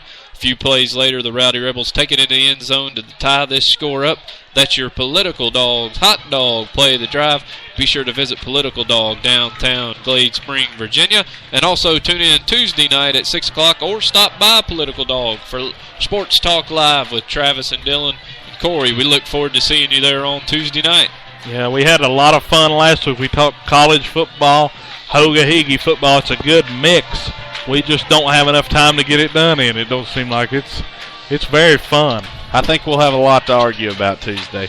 Especially with that Oregon loss. That's definitely shaking everything up. You'll get a little preview of that coming up here in about 7 minutes and 14 seconds. It'll be the most entertaining halftime show you've probably heard here on the Hoga-Higgy Network. Campbell Buchanan here to kick off for the Rebels from the 40-yard line. It's going to be an onside attempt. They're trying to get on it. They had a chance. They got it. Rebels got it. Onside kick, good. Recovered by Kevin Thomas, the senior, for the Rebels. It looked like Rural Retreat was going to come away with it there. Caleb Boyd had a shot at it. He wasn't able to get it, and then the guy, Caleb Boyd, was able to hit him, knock it loose, and then Kevin Thomas laid in there on top of it to recover it for the Rebels. They're in good shape here. It's going to be 1st and 10, Patrick Henry, after the onside attempt. Yes, from the Rural Retreat 36. Sophomore Tyler Foster for Rural Retreat. He had his hands on the ball, had a chance to recover here on the near sideline, wasn't able to hold on. Good job by the Rowdy Rebels. That sets up a first down in Rural Retreat territory. And a big swing of momentum here is now that getting the ball after a half, it doesn't matter anymore. The Rebels have got it back. So 14-14, 7:10 to go. Rebels ball after the onside. Here's the snap. Zach Wright's dropping back, looking deep. He's got Graydon Williams. Graydon's brought down forward progress. Should give him 7 yards. So 2nd down and 7. Rebels really doing a good job. I'm impressed with how balanced their offensive attack is. We talked to Coach Palmer about this during the show Tuesday, and I said after the John Battle game, the big comeback, the passing game seemed like it really did well. And we were expecting, I was going to ask him if we would expect to see a lot of that tonight, and I believe they've thrown Rural Retreat a wrench here with that game plan in mind. You hear about Dakota Humphrey, but you don't hear a lot about Graydon Williams and Kent Kester and all those other guys outside for Patrick Henry. There's a snap, handoff to Cuddy. Cuddy got the first. So it's a gain of about 5 on the play. 1st down Rebels as they near the 25-yard line. I think he's going to be just short of that 1st down. Yeah, he sort of crawled. He army crawled. I didn't know if he made it. Must be about a yard short. They're not whoever's up there doing the yard marker or the spot of the ball is not very quick about doing it. So they're going to have a timeout for a measurement, though, I believe. Yeah, so it's going to be 3rd down either way unless it does reach. It's so close. They're just going to have to measure. So it's 14-14, 5:59 to go here in the 2nd quarter. Very entertaining first half up to this point. Corey, do you have any interesting facts to give us as far as up to this point in the game?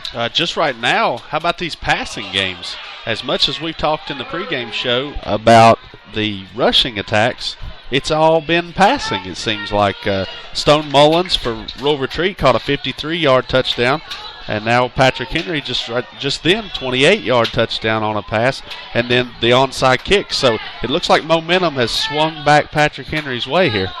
Yeah, Rebel ball here. It was about a half a football short of a 1st down. Literally, the sticks are touching each other, the 3rd down marker and the 1st down line. There's a snap, QB sneak. Looks like he got it. Zach Wright was able to storm forward for about 1.5 yards. 1st down, Rebels. So another 3rd down conversion completed. That's got to be the easiest one the Rebels have had tonight. Are they going to time? Okay, yeah. They're going to First down. Yep.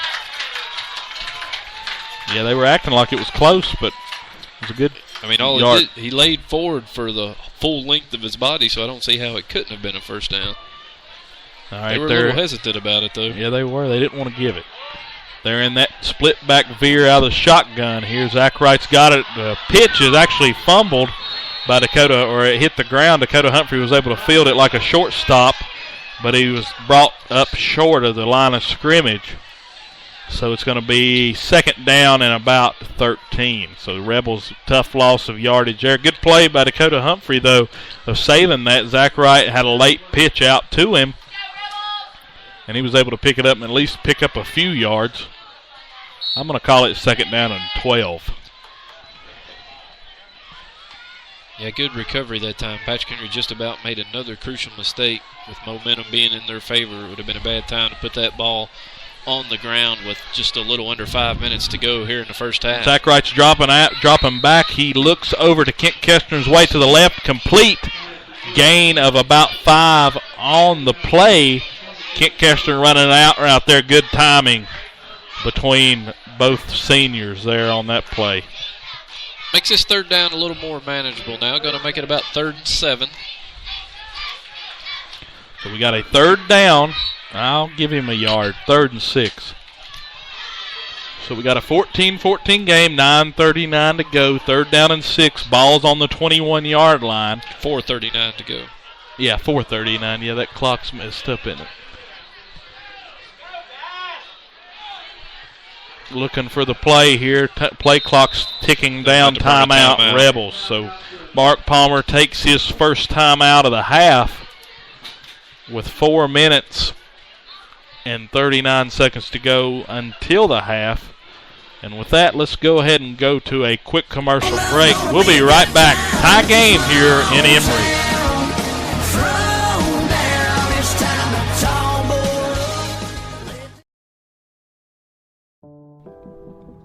The Hogo Game of the Week is provided by Abingdon Equipment, Appalachian Plastics, Big M Farm Service, Carter's Pharmacy, Glade Pharmacy, Political Dogs, Serber & Son, Make sure you watch and listen at HogoGameDay.com.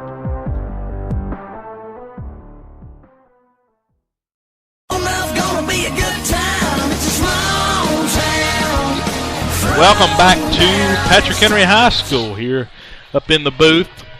Good view here, 14-14 game, 4:39 to go until the half. PH had to call timeout there, the first timeout of the half here. They got 2 remaining here in this half. 3rd down and 6 upcoming for the Rebels. They're in that. Zach Wright's right under center here. No wide receivers out wide. Pitch out to Dakota Humphrey. He breaks a tackle, breaks a few. He's going to be brought down short of the first down line. We'll see how close it is here. Coach Palmer is going to set up. They're going to go for it here as he's bringing Zach Wright over to talk about the next play. It's going to be 4th down and about 3. Gets them down to the 19. That moves them into the Carter's Pharmacy red zone.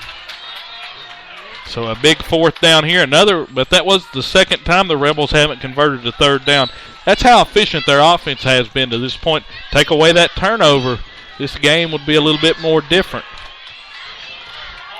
So here comes the Rebels here, 4th down and a long 3. They're in that under center set here. Looks like another offsides. They were able to do the quick count there. And another offsides penalty. This time it's on Cade Rouse, a sophomore. So 1st down Rebels again, 3rd and 4, or 4th down and 4, and they get another gift from Rural Retreat. So they're keeping this drive alive for the Rebels. Good job on Patrick Henry. That's 2 4th down conversions that Rural Retreat's given them. Both times quarterback Zach Wright's gone up there and stepped up under center. We can't really hear from here, but apparently he's given some kind of hard count. A good cadence, yeah. I mean, retreat to jump off sides. I know Chris Akers over there on the other side has got to be irate because that's something you've got to learn early in the season. Cuddy on the handoff, storms forward. His lineman's carrying him through. Touchdown! Humphrey carried him through the gap as he was wrapped up. Literally, Humphrey had him around the waist, carrying him through. I guess we'll give them both a touchdown there. Dakota Humphrey was carrying Cuddy. A great play. Good assist. Give him 6. Touchdown Rebels. They take the lead here 20-14 with the extra point ensuing. Big play there by the Rebels. How many yards was that, Corey? 14 yards. 14 yards down there. That was a great run. And Humphrey carried him for at least 10. All right, the extra point attempt here is by Graydon Williams. This is big to make it a 7-point ball game. There's the snap, the hold by Carver. It's up. It is good. Fun fact about Graydon Williams, last year he didn't miss an extra point all season long. With that, let's go to Travis DeBusk for the Political Dogs hot dog play of the drive. Rebels up 21-14. That's going to be that play you just heard. Following the 4th and 4, Rural Retreat had the mistake. They jumped off sides, giving Patrick Henry the automatic 1st down again. So from 1st and 10 from the Rural Retreat 14-yard line, the handoff goes to Cuddy right down the middle. He had to fight through some defenders to get there, but he takes it to the house, into the end zone for the touchdown to help lead the Rebels to their 21-14 lead with 3:22 to go in the half. That's your Political Dogs hot dog play of the drive. And you see it now, momentum back on the Rebel sideline. Absolutely. Especially after the turnover. They've scored 14 points after the turnover. They've really turned it around there. And Rural Retreat, the 2 4th down encroachment penalties, that could turn into be huge. Yeah, that was huge. We've had some big plays here, even in the second half. It's hard to tell, or even in the first half. It's hard to tell the kind of stuff we're going to see in the second half. This game's been pretty crazy. We've seen a lot of things. An onside kick, a fumble, a big play right here to open the second quarter, the 53-yard pass. Passing touchdowns. Just an electric night as far as scoring so far. We got a pretty well shootout. Onside kick, it didn't go 10 yards. Good try there by Campbell Buchanan. The ball rolls out of bounds, so that'll be a penalty. But of course they'll decline that and take the ball on Patrick Henry's side of the it's field. going to be PH ball or Rural Retreat ball on the Patrick Henry 48-yard line. I was thinking to myself, I didn't get a chance to say it before that kickoff, but I was thinking, I hope Patrick Henry doesn't get greedy here and try that onside kick again, because if this thing goes sour, You're going to put Roll Retreat in good field position with plenty of time to score before half. Sure enough, that's the way it shook out. It's Roll Retreat, 1st and 10 from the PH 47-yard line. There in that veer set again here. There's a snap. Handoff to Nolan Ryan. He's got it. He breaks the tackle. He gets up. Gain of about 3 on the play. 2nd down and 7. They're up inside the Rebel 45-yard line. So a good carry there by Nolan Ryan, the Wythe County Express, as Travis likes to call him. I think if you're Patrick Henry, you got to understand the situation right there. The clock was rolling down under 3 minutes.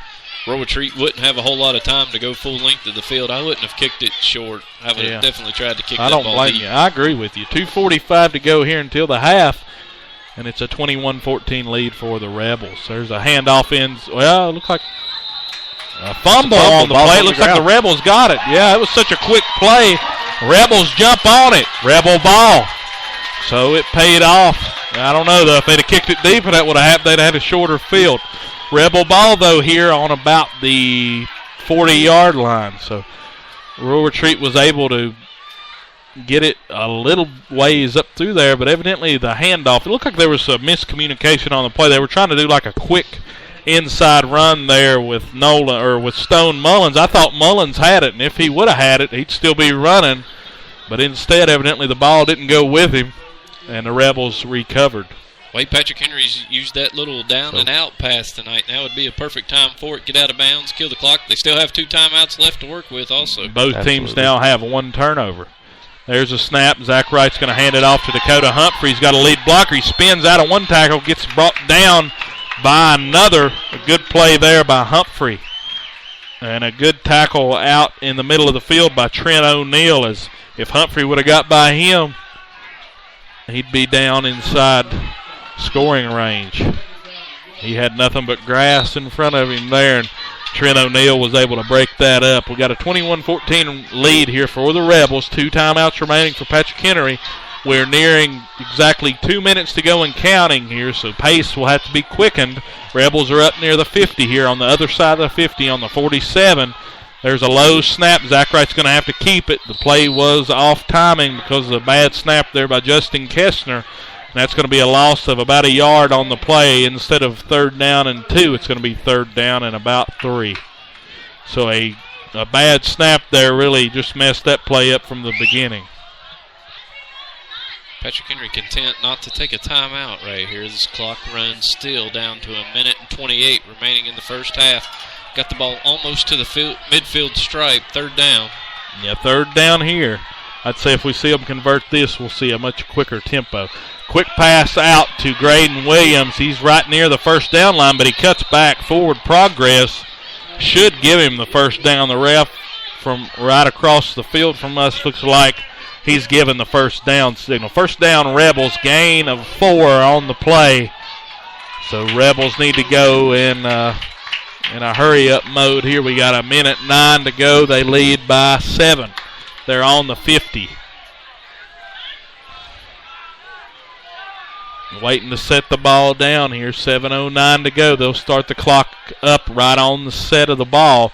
They're trying to get the old ball off the field. Very slow sequence there. There they go. They're starting the clock. Rebels are set. There's the snap. Fake handoff to Humphrey. Zach Wright's looking deep. He's got a man. Reichler, he overthrows him down inside the 10. Reichler falls down trying to catch it.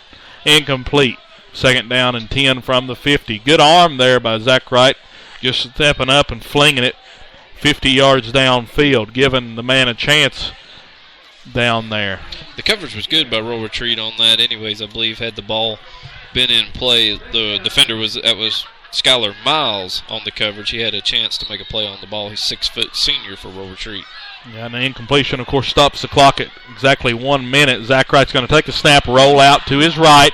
He's looking for a man. Good pass on the run, out of bounds. 1st down, Rebels, gain of 11. As Zach Wright was able to find Kent Kestner right there. Just a great throw and catch there by the 2 seniors for the Patrick Henry Rebels. We hear a lot about that connection, and they really do a good job, especially on those plays where Zach's having to string it out. When he rolls out, he finds Kent Kestner on an out route for a first down, a gain of 11. We got 53 seconds. Of course, he went out of bounds, stopped the clock, shotgun set. There's a snap, pass out to Kestner. He's going to be, well, he breaks a tackle, spins out of one. He's looking for the first down marker. It doesn't look like he quite got it. Now would be a good time for PH to use a timeout, and they do. Timeout, Rebels. 42 seconds to go. They're down on right at the 30-yard line. So they're 10 yards away from the red zone. We're going to go to Corey Johnston and see if we got any neat stats to go over here before the next snap. Well, it looks like Patrick Henry's offense has really turned into a passing offense. Very efficient right now. We're looking at Zach Wright, 12 of 17, 114 yards with a touchdown. And we haven't seen much out of our three key players tonight as far as rushing goes. So I think we're all a little bit surprised up here, Travis. I'm surprised, yeah. Stone Mullins, Nolan Ryan both, because Mullins had the big touchdown reception, carried into the end zone. For Patrick Henry's side, we haven't seen a whole lot of Cuddy and Humphreys. Both those kids have carried the ball quite a bit. Cuddy had the big touchdown carry on the last possession. But, yeah, the ball's gone to the air quite a bit. We've seen all kinds of strange things. We've got the onside kick. Patrick Henry with a chance to tack another score on here before halftime. There's plenty of time left, and they've got one more timeout to use. Another thing that I think needs to be brought up is Rural Retreat hasn't had the ball that much here in the second quarter. They scored on the first play of the second quarter, and since then they've run, 3 plays in the fumble? So only 4 plays here in the second quarter thanks to the onside kick by Patrick Henry. Zach Wright's going to keep it. Gain of about, I'm going to give him 4. First down, Patrick Henry on second down, so a good gain there. Reset the chains. They're up inside the 30. So they're going to wait to set them. They're right at, let's see if I can get the exact yardage. Looks like it's going to be right at the 26-yard line. So 26-yard line here. First down and 10. Shotgun set. Snap to Zach Wright. He's going to roll out to his right. Looking deep. He's got Kent Kestner. He overthrows him too far to the outside. Incomplete. Kent Kestner got rolled up on out there, and looks like he might have tweaked something. I'm not sure. He's coming up a little bit slow. But 27 seconds to go. Second down and 10 from the 27-yard line. So definitely still within striking distance. Zach Wright right there didn't even step into that throw. He was rolling out, throwing it from his side. So it's definitely within range. They're going trips, or they're going with a quad stack to the right here with Humphrey and Kent Kestner out there. They've got a lineman. It looks like, well, that is a lineman. Roll Retreat's not really sure how to cover that out there. They only got 3 guys. Yeah, there's a mismatch out there on the outside. Yeah, they're going to have to burn a timeout. Yeah, the Rebels were able to throw Rural Retreat off guard there. Timeout, Rural Retreat. That's their first timeout of the second quarter, or the first half. With that, we're going to go to a quick commercial break. We've got a 21-14 lead here for the Rebels. 26 seconds to go until the half.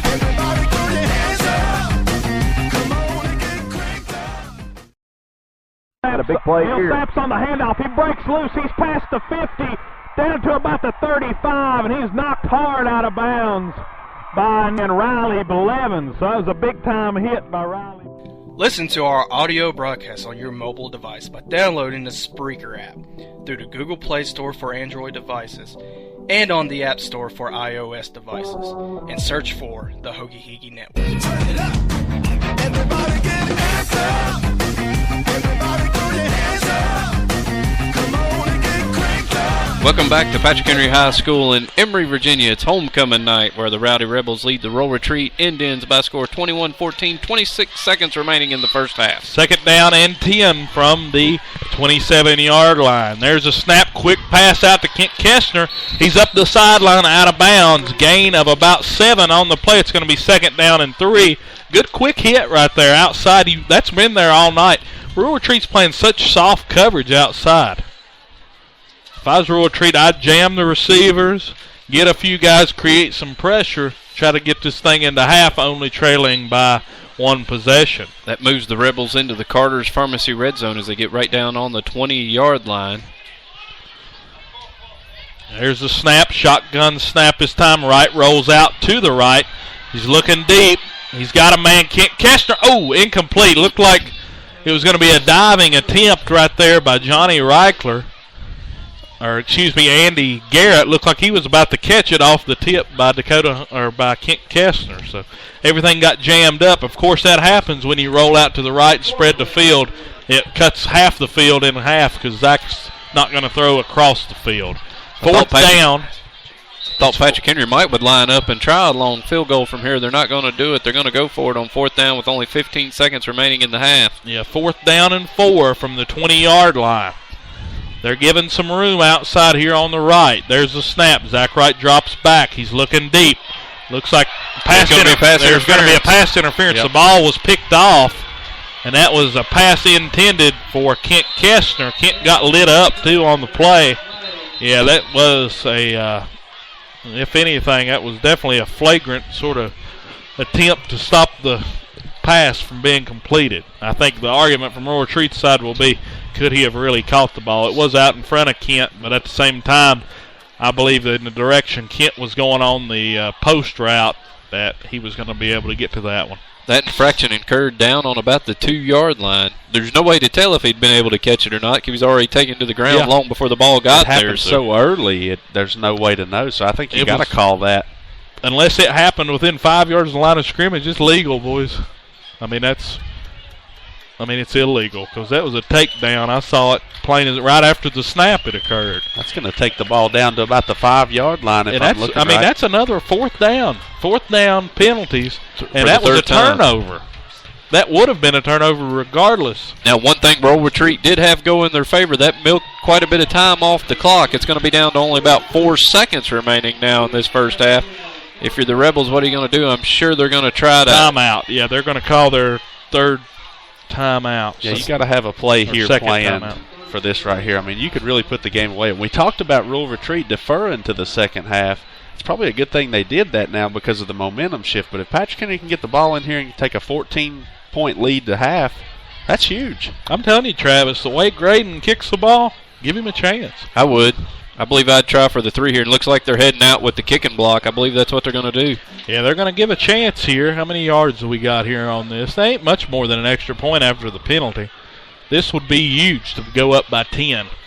It's 21-14 here. It's about a 24-yarder. 24, yeah, about a 24-yarder. First down, and the ball's on the 9-yard line. So we'll make it a 26 yards. 26 yards. Yeah, 26 yards. So we'll see what happens here. They've got the field goal block team out. Graydon Williams on for a 26-yard field goal. Rebels got a timeout on the play. They're going to try to ice Graydon Williams. That's Royal Retreat's second timeout of the first half.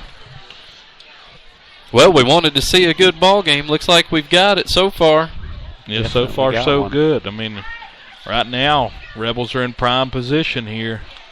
And they got a chance here to tack it on. This is big, though.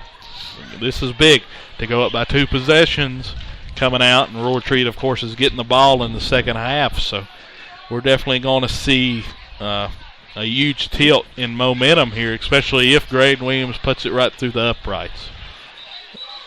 Been a good chess match between these two coaches so far, too. We've seen all kinds of different formations, different types of plays called.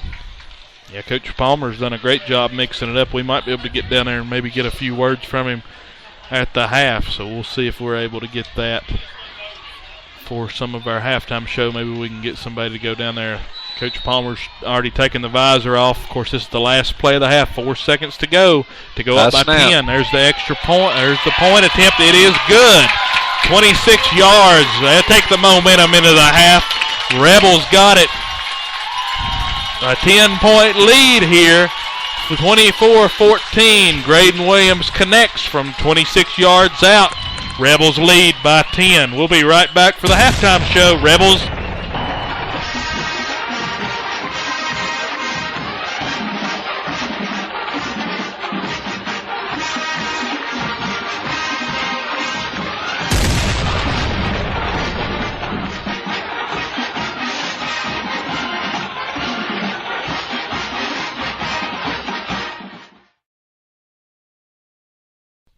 keep up with all the action in the Hogo. But Marion's going to take over here on the 10-yard line, right in the red zone. That handoff to Wagner up the middle. There's a lot of Warriors in the backfield. Here comes Wagner around the edge, diving in.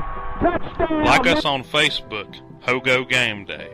Follow us on Twitter at Hogo Game Day.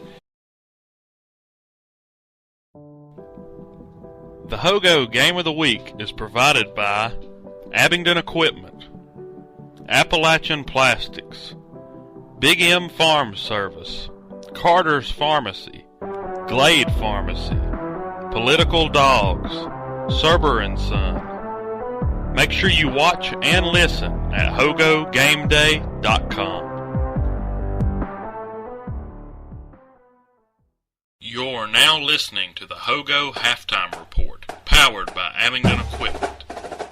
We will be receiving scores from every Hogo team across the district. Welcome back to Patrick Henry High School, Emory, Virginia, where it's homecoming night for the Rowdy Rebels. And at the half, Patrick Henry has the lead over the visiting Roll Retreat Indians, 24-14, just to tidy up from that last scoring drive by the Rebels. It's your political dog, hot dog play at this drive. Patrick Henry had the ball 2nd and 10 right at the 50-yard line stripe. That's where Wright hit Kessner on a down and out. Kessner able to get out of bounds to stop the clock. That was an 11-yard pickup down to the Roll Retreat 38-yard line. Just took a few plays later. Patrick Henry took the opportunity to kick the field goal, tack on another 3 points before half, and that's where we stand right now at the half. Patrick Henry leads the Roll Retreat Indians 24-14. The Rebels definitely have the momentum going in to the half. We definitely saw this game take a turn. Rebels owned the second quarter. The big Patrick Henry mistake there in the first quarter on their second possession. They put the ball on the ground. Didn't take Roll Retreat long to score. They scored on the first play of the second quarter. We thought things had definitely taken a turn for the worse for the Rebels, but they were able to regroup. Their offensive firepower come through. They went to the air quite a bit. Roll Retreat didn't know exactly what to do, how to stop it. Patrick Henry's taking advantage. Of course, they also had the onside kick that they recovered. Roll Retreat made the mistake. They put the ball on the ground themselves, both teams having one turnover. But I believe you could almost call that onside kick a turnover. As far as Roll Retreat goes, though, they had their hands on the ball with a chance to recover that.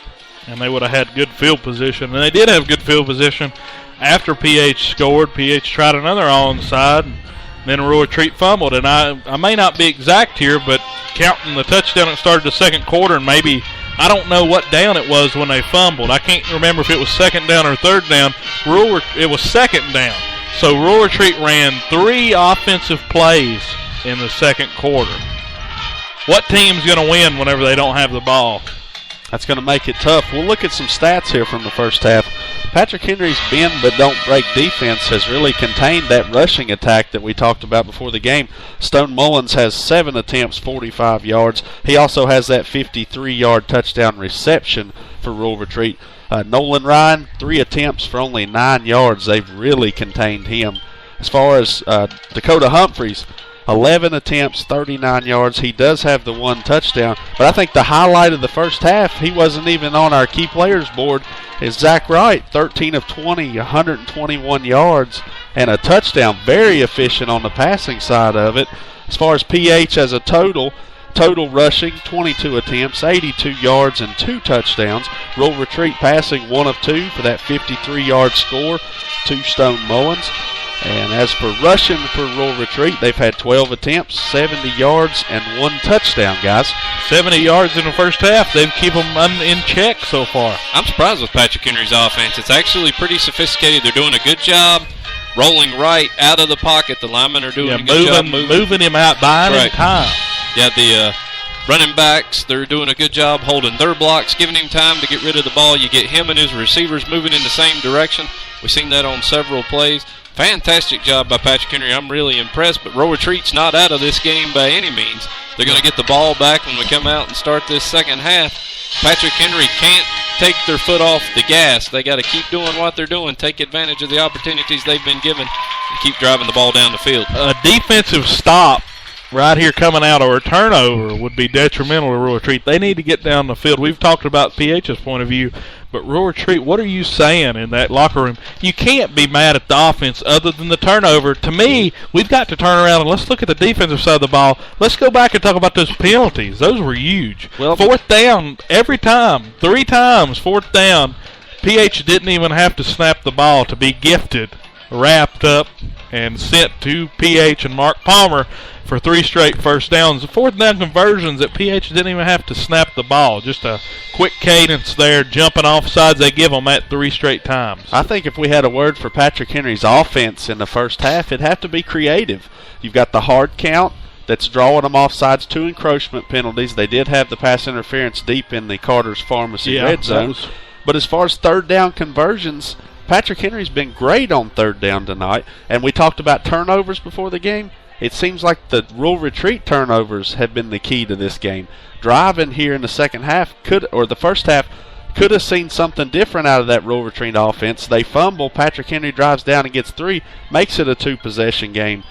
But momentum, guys, the momentum has shifted so much into Patrick Henry's favor. They've got to come out of halftime here and keep the foot on the pedal, like you said, Travis. And you talk about that creative offense. What about the time Patrick Henry come out and had the 4-man receiver set to the top of the field, forced Rural Retreat into using one of their timeouts? Some good strategy there by Coach Palmer. I hope we see that formation again just to see exactly what kind of play they would run out of that. Yeah, that would be that's an interesting set. You got a lineman out wide, 2 wide receivers, and they're bunched up 2 by 2, side by side, 4 each in a sort of a square, and on the inside's Dakota Humphrey. So I'm expecting it to be some sort of quick screen, a quick hit out, maybe the wide receivers swing inside, open up a door, and then Humphrey just take off through it. I'm not sure. It's not very original. I used to run that formation in my backyard back in school all the time, so you know. I mean, just weird stuff like that PH has done here in the first half. I like the way they were subbing out on that first drive. We were talking about how efficient PH was that first drive. They would get to a third down and long, a third and short, and they would sub in all the big guys, take out Kent Kessler and Graydon Williams, and let Dakota Humphrey and Andy Cuddy do the work, put in Andy Garrett and some of those big guys. They don't have anybody out wide when they go that heavy veer set, and it's a lot different. They go under center. Whenever they're out wide, they've got the pistol set in the veer. Well, all those big guys staying poised, too. I mean, that's big. When you think about it, all those guys, when they're doing the snap count like that, they've got to stay poised and hold their position even on the encroachments, or it can cause a false start. I mean, that shows some good poise in that. And it's if they get inside the neutral zone, and so far the refs have deemed those inside the neutral zone. But those are big. I mean, there's a lot of things we can pinpoint, but those are, we'll go ahead and say it, 3 penalties. Because, I mean, that one wasn't an offsides. The third one was, and it was that pass interference on 4th down. In the red zone. And it was even bigger because the penalty ended up moving the ball up to, the 9-yard line. Rebels had a chance, 4 seconds. If they were back where the original line of scrimmage was 15 yards back, they would have had to throw up something and try to get 6. Instead, I don't think Graydon, they might have tried it, but I don't know if they would have been as I don't know. He seems to have a pretty good leg. I mean, the kicks we've seen so far, the extra points, the 24-yard field goal there to end at the half. But either way, it still 10 more yards. Either way, it still gave them a little bit more confidence as a kicker going in. And of course, Rural Retreat tried to freeze him, but it didn't affect him. The senior kicker there put it right through the uprights. And he's had a big game receiving as well. He got a big catch on that first drive. Here's something you don't see a whole lot of in our part of the state necessarily that we can talk about tonight. What about the special teams? What about that field goal kick, the onsides kick? Special teams so far for Patrick Henry are playing very well. They're winning the game. We haven't seen either team punt yet, so we don't know what. No punts. No punts. Yeah, we've seen 4th down conversions made. We talked about the 2 for Patrick Henry on the penalties, but Rural Retreat hasn't even got to a 4th down conversion because of the turnovers and the onside kick. But I really think it goes back to the creativeness of Patrick Henry. I mean, I don't think anybody in this stadium thought they would onside kick it when they did. No, I sure didn't. I thought maybe since they got it, they were just going to be like, all right, let's get a stop. But they come right out, and then they got so excited about it, they kicked another onside kick. And they're lucky that one, like you said, didn't come back and bite them. Well, they kicked that ball from the 35-yard line. 4 minutes to go. Yeah. It almost rolled. It kind of did the old pitching wedge thing. It chucked up and almost rolled back to right where they kicked it from. So could have been disastrous had Roll Retreat not put the ball on the ground. Roll Retreat didn't take advantage of their mistakes. The Rebel Regiment wrapping up their halftime performance now and getting ready to introduce Patrick Henry's homecoming court for 2014. Yeah, we've got a long half here, but Corey, you got any? Let's go ahead and let's go to the Lowe's scoreboard for the scores around the district. This is a pretty popular segment. Everybody tunes in and tries to hear our halftime scores from around the district. There's not really a close game going on at this point. Unfortunately, the closest one we've got, Virginia High leads 21-7 over Chilhowie at halftime. Just a look, Northwood leads Mount Com 48-6. Just Close. a quick note there, they have pulled their starters here, so we talked about George Wythe getting a bye week. Maybe this is kind of a practice. You're not going to see anything what you see in Mount Com at George Wythe, but it's good to have that rest coming into that game. Yeah, the only other game close in our region, close by distance, not close by score, Marion leads 35-0 over Tazewell. That one's also at the half. So not a whole lot of close games going on tonight. That Chilhowie Virginia High game could go the other way. But that one looking 21-7. Back to you guys. I don't know what to think. If Chilhowie does drop this game tonight, that would drop them to 1-5. And I don't really see it getting a whole lot easier for the Warriors. Of course, they still got games coming up against Patrick Henry, Holston, some winnable games. But Chilhowie, they really needed this ball game tonight going against another 1-4 team in the Virginia High Bearcats. Of course, they're a 2A team. Chilhowie, we keep talking about that tough schedule that they've played, but you can't really congratulate them for playing a tough schedule if they don't pick up some wins along the way. No, Mount Com has scored again. It is 48-12. Oh, they're mounting the comeback over there. Calmly mounting a comeback. That was a good play on words. Let's go ahead and look, or let's talk about, are you surprised with anything? I mean, you can't, I'm surprised Marion's throttling Tazewell. I think that's proved something here. Well, we talked about in our live pregame show earlier, maybe Tazewell wasn't as good as we thought after they lost to George Wythe last week, and they barely squeaked by Chilhowie the week before. But Marion is hitting on all cylinders. It was a fluke.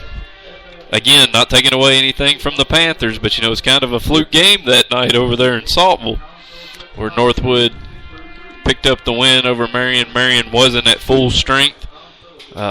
Marion's kicking on all cylinders now. Remember, they were my preseason pick to win it all. They were mine, too. Of course, I had Northwood up a spot above you, so before you go to bragging, Travis, I had Northwood finishing third. Okay. So with that, I guess we need to go ahead and look at the Hogo standings going into tonight. Northwood, of course, was at the top of the Hoga-Higgy, and they will still be because Marion, of course, is not playing. Of course, Northwood can't lose a Hoga-Higgy game tonight playing Montcalm.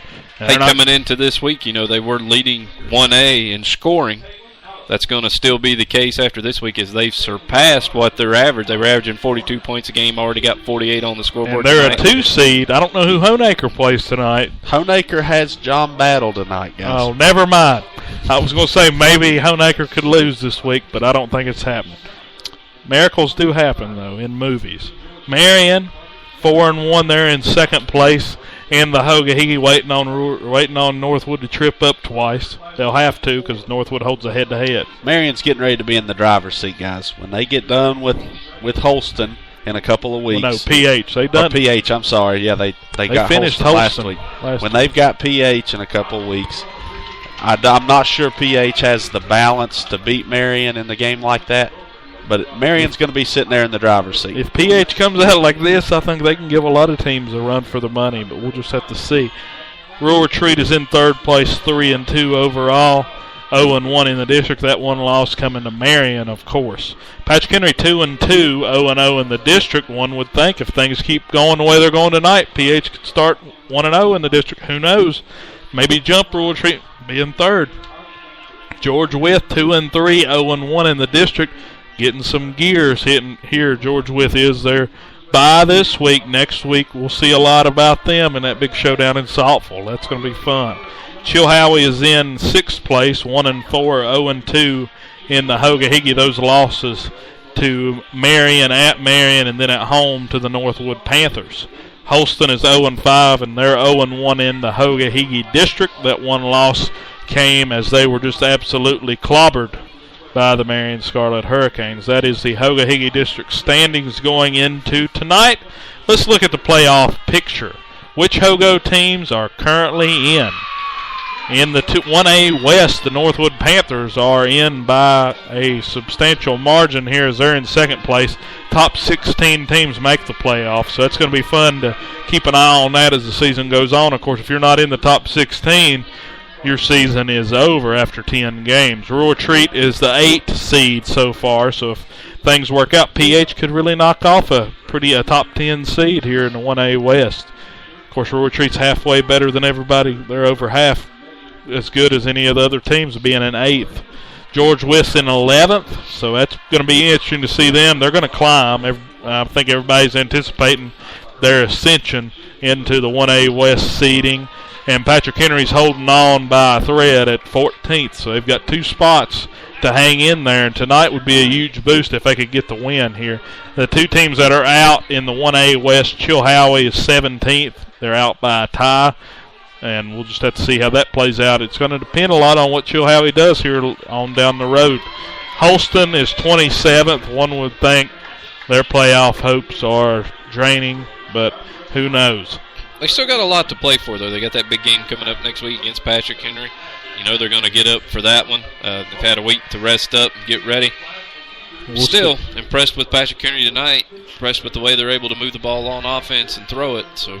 And our other Hoga-Higgy team in the 2A West is Marion. They're in 5th place. I think they're slated as a 5 seed, of course, but they're slated to play against, I think it's Appomattox. So we'll see if that actually plays out. That's who Marion played last year. I thought that was kind of interesting. So that is your playoff picture. All the Hogo teams except for Chilhowie and Holston are slated to be in the playoff at this point through tonight. So we'll see how that shit takes place. It's going to change probably a lot tonight. It could definitely take some shifts if PH can continue this win and knock down an 8 seed that Rural Retreat is.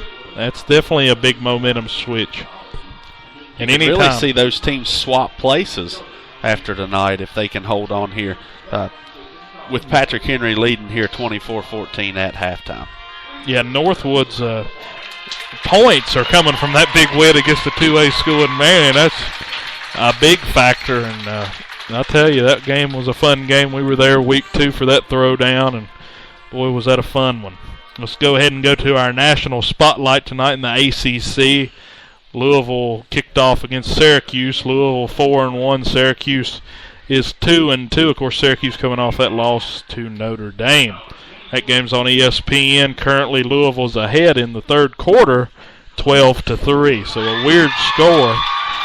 So 12-3, Louisville's ahead. That's sort of surprising. I figured Petrino would roll into the Carrier Dome and the fighting Petrinos would come alive, but so far it's staying kind of tight, 9-point game. I thought Syracuse played a pretty good game against Notre Dame last week at MetLife Stadium. You know, everyone would have thought the Golden Domers would have rolled right over the Orange, but the Orange men held their own and stayed in that game a whole lot longer than I thought they would. It's funny how those rivalry games can stay close.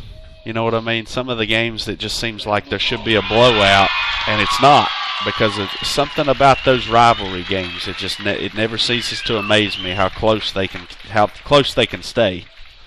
Yeah, some of these, there are some good games coming up this weekend too. We're going to go to a quick commercial break. Up next, we're going to talk about college football. Yeah, we're going to talk college. We'll get a little preview of Sports Talk with Travis and Dylan and Corey. So hang around. We'll be right back. Rebels ahead at the half.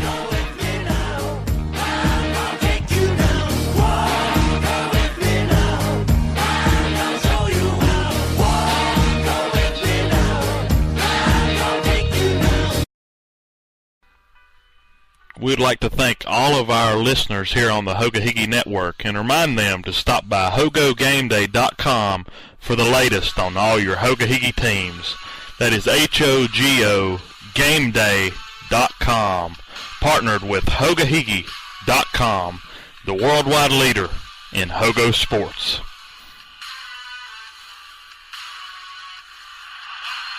Parts, sales, and service, that's our motto down here at Abington Equipment. We have new and used quality farm equipment at great prices. We also have a large selection of salvage, professional service and repair, in-store parts for your equipment. Come on down and see us on Lee Highway in Abington, Virginia. Our store hours are Monday through Friday, 8 a.m. to 5 p.m., Saturday, 8 a.m. to 12 p.m. Also, give us a call at 276-628-2372, a proud sponsor of the Hoagie Higgy Network. A big play here. Snaps on the handoff. He breaks loose. He's past the 50, down to about the 35, and he's knocked hard out of bounds by Riley Blevins. So that was a big-time hit by Riley. Listen to our audio broadcast on your mobile device by downloading the Spreaker app through the Google Play Store for Android devices and on the App Store for iOS devices, and search for the Hoagie Higgy Network.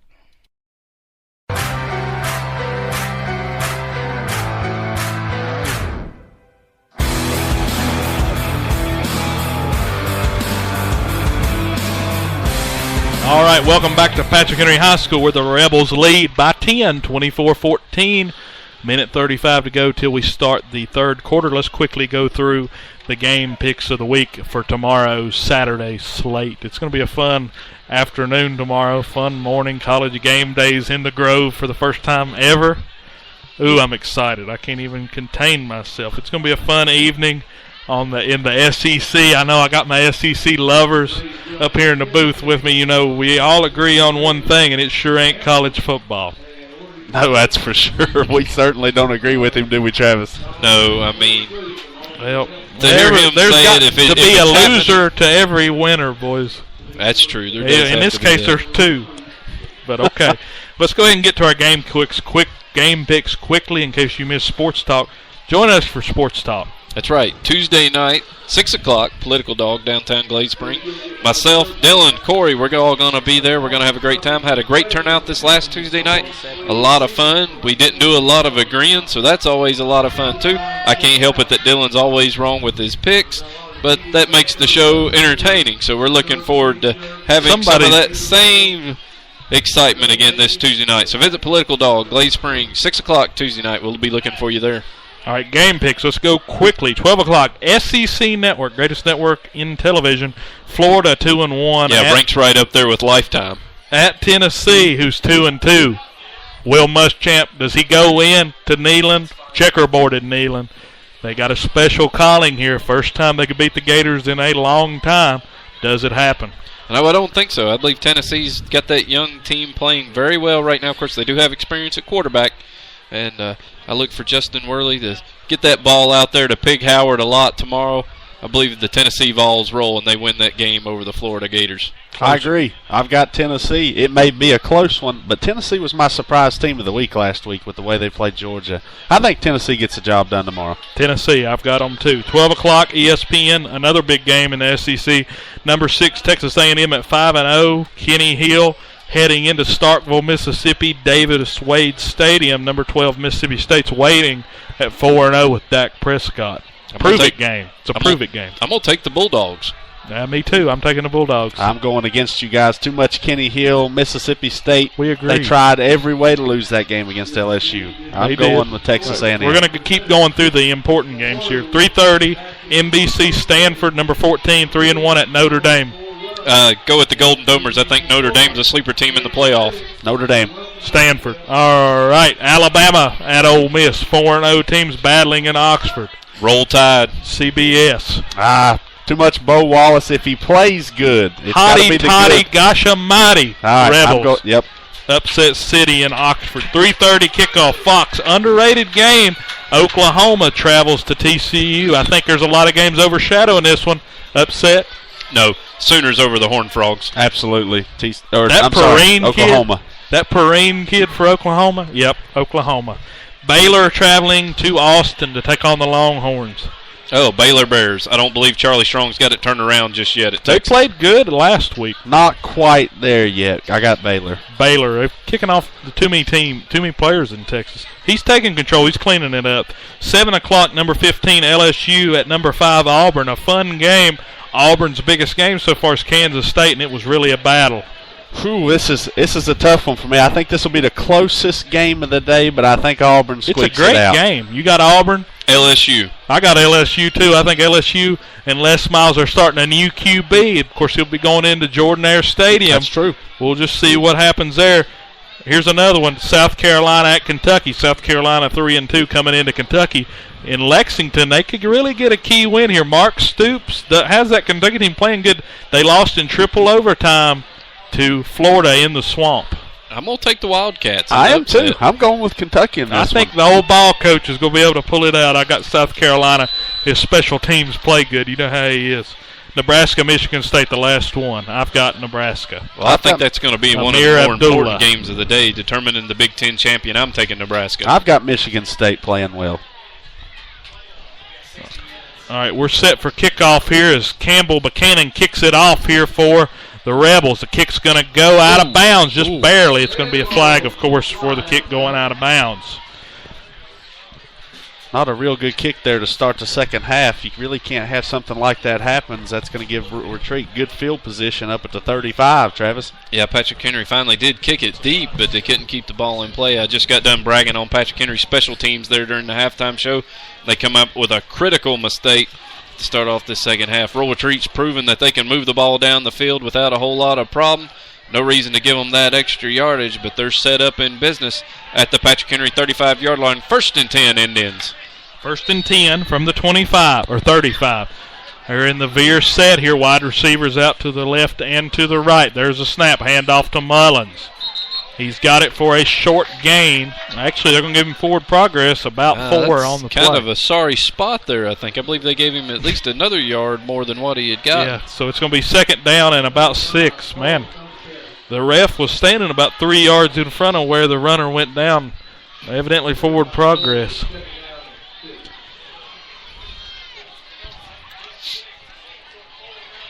Second and 6, they get the ball down to their own 39-yard line. Yep, so good start there on the first play. Rebels are, of course, ahead 24-14. There's a snap. Handoff to Ryan. He's got it again. A short gain, if any. I'm going to say he stopped right at the line of scrimmage. 3rd down. I'll give him 1. 3rd down and 5. That was Nolan Ryan there on the carry, and the Rebels have done a great job containing this rushing attack. What was it, 70-some yards in the first half by the whole rushing attack for Rural Retreat. Go back and find that for us, Corey. 12 attempts, 70 yards in the first half for Rural Retreat as a team.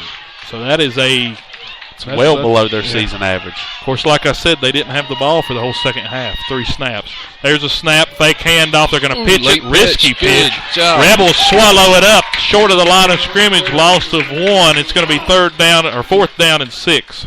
Well played on defense there. That's the second time we've seen Patrick Henry really play the option pitch really well. And that was big there. 4th down and 6. 10:32 to go here in the third quarter. Rebels got a late flag on the play here. No, I didn't see that. We'll see what they're going to call. They're waving it off. All right. 4th down and 6 from the 39-yard line.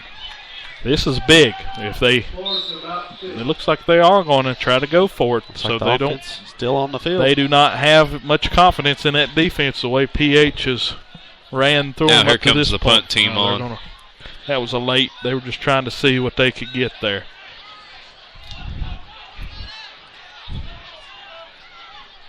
So Skylar Miles on the punt again here for Rural Retreat. Oh, taste of your own medicine there, guys. Jumping offside. That's not going to give them the first down, but it's certainly going to get them closer. Yeah, they're going to go for it now. So that was bad. That was a big penalty there. 4th down and 6. The Rebels have an encroachment penalty as they jumped offsides. It's going to be 4th down and 1. Boy, that'll change the whole perception of a 4th down. 4th and 6 and a 4th and 1.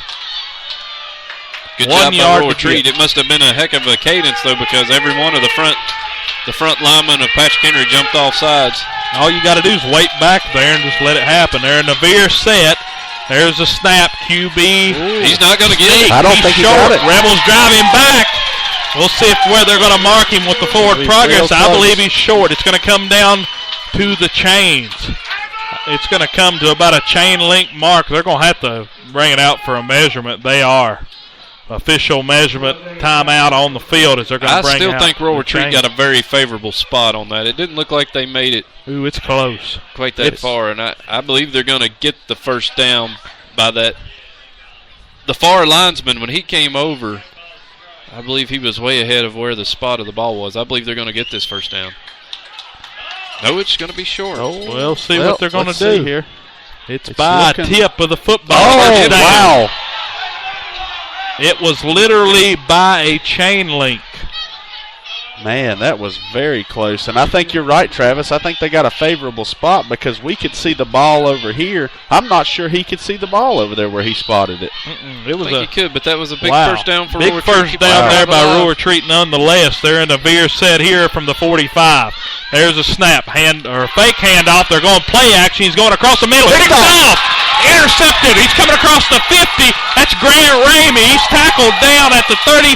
A big pick there by the senior for the Rebels.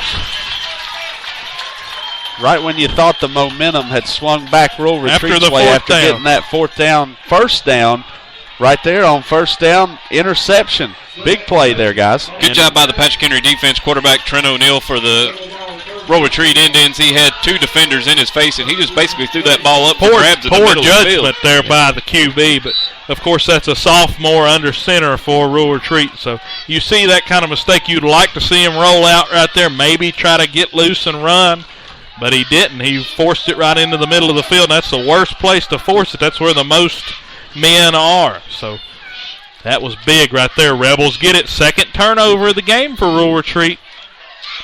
There's a snap. It's going to be a handoff to Humphrey. Good gain on first down. That was not Humphrey. That was Andy Cuddy. And he got about, I'm going to give him 4 on the play. Second down and 6. Good game there ahead of the chains.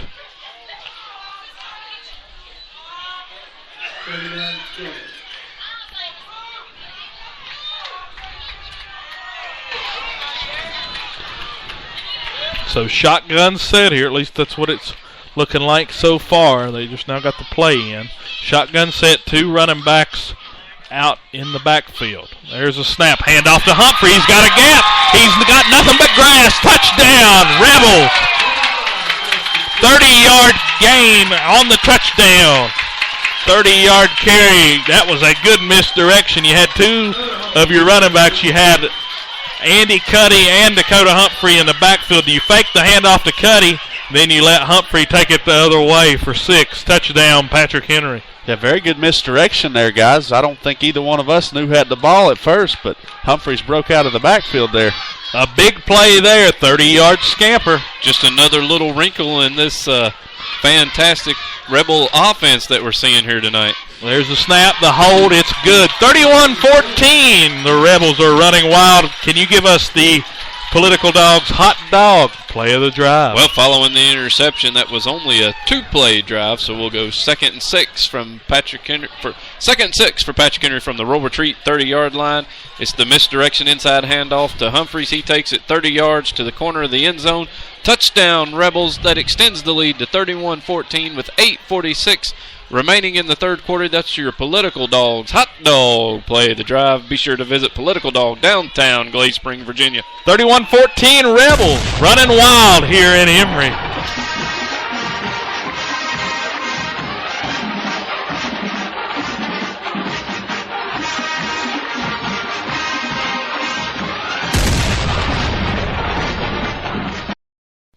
Keep up with all the action in the Hogo. But Marion's going to take over here on the 10-yard line, right in the red zone. That handoff to Wagner up the middle. There's a lot of Warriors in the backfield. Here comes Wagner around the edge, diving in.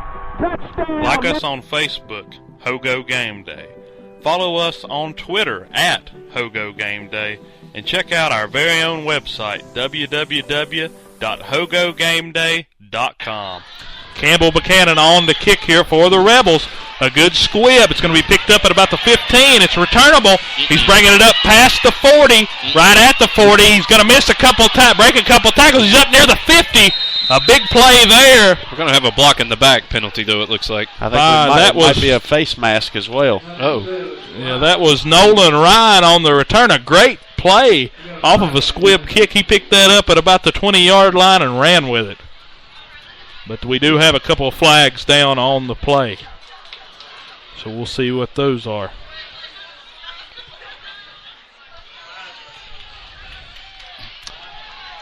Looks like we got a face mask on. Patrick Henry on the return here. That is a big penalty here. It's going to be it's going to be a 15-yard penalty, and that's going to put Rural Retreat on the 35-yard line.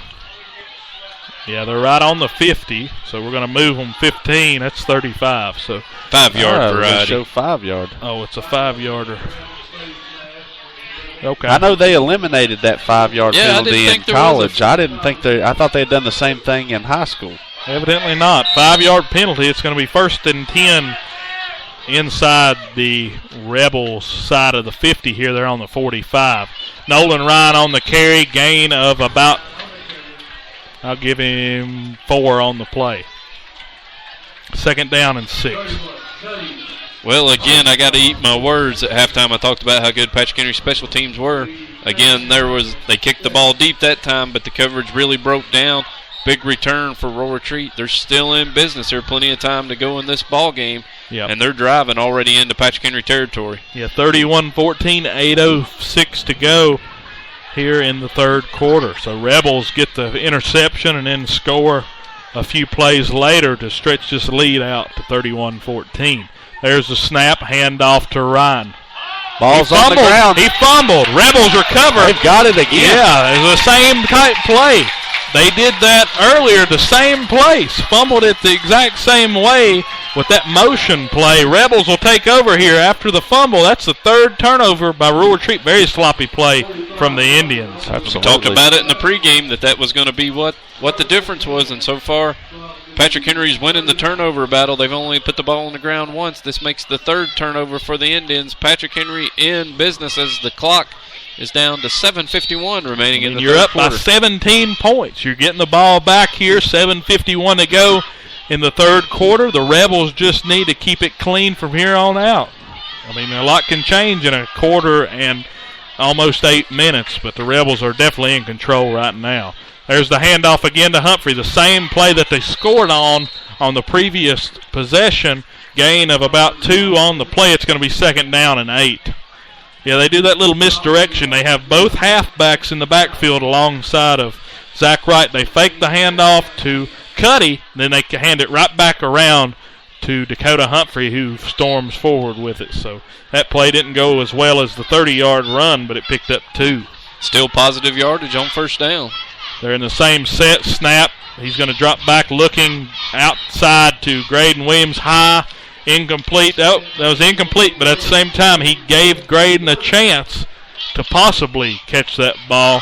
If he throws it back behind him, it's going to be picked off. So that was a good ball placement there by Zach Wright, who understands the situation. It's 3rd Graydon down. Williams is going to be the only kid that could have caught that ball. He just put it in the place where Graydon could have used his height and tried to reach out for it. Just a little bit overthrown off his fingertips. Brings up 3rd down.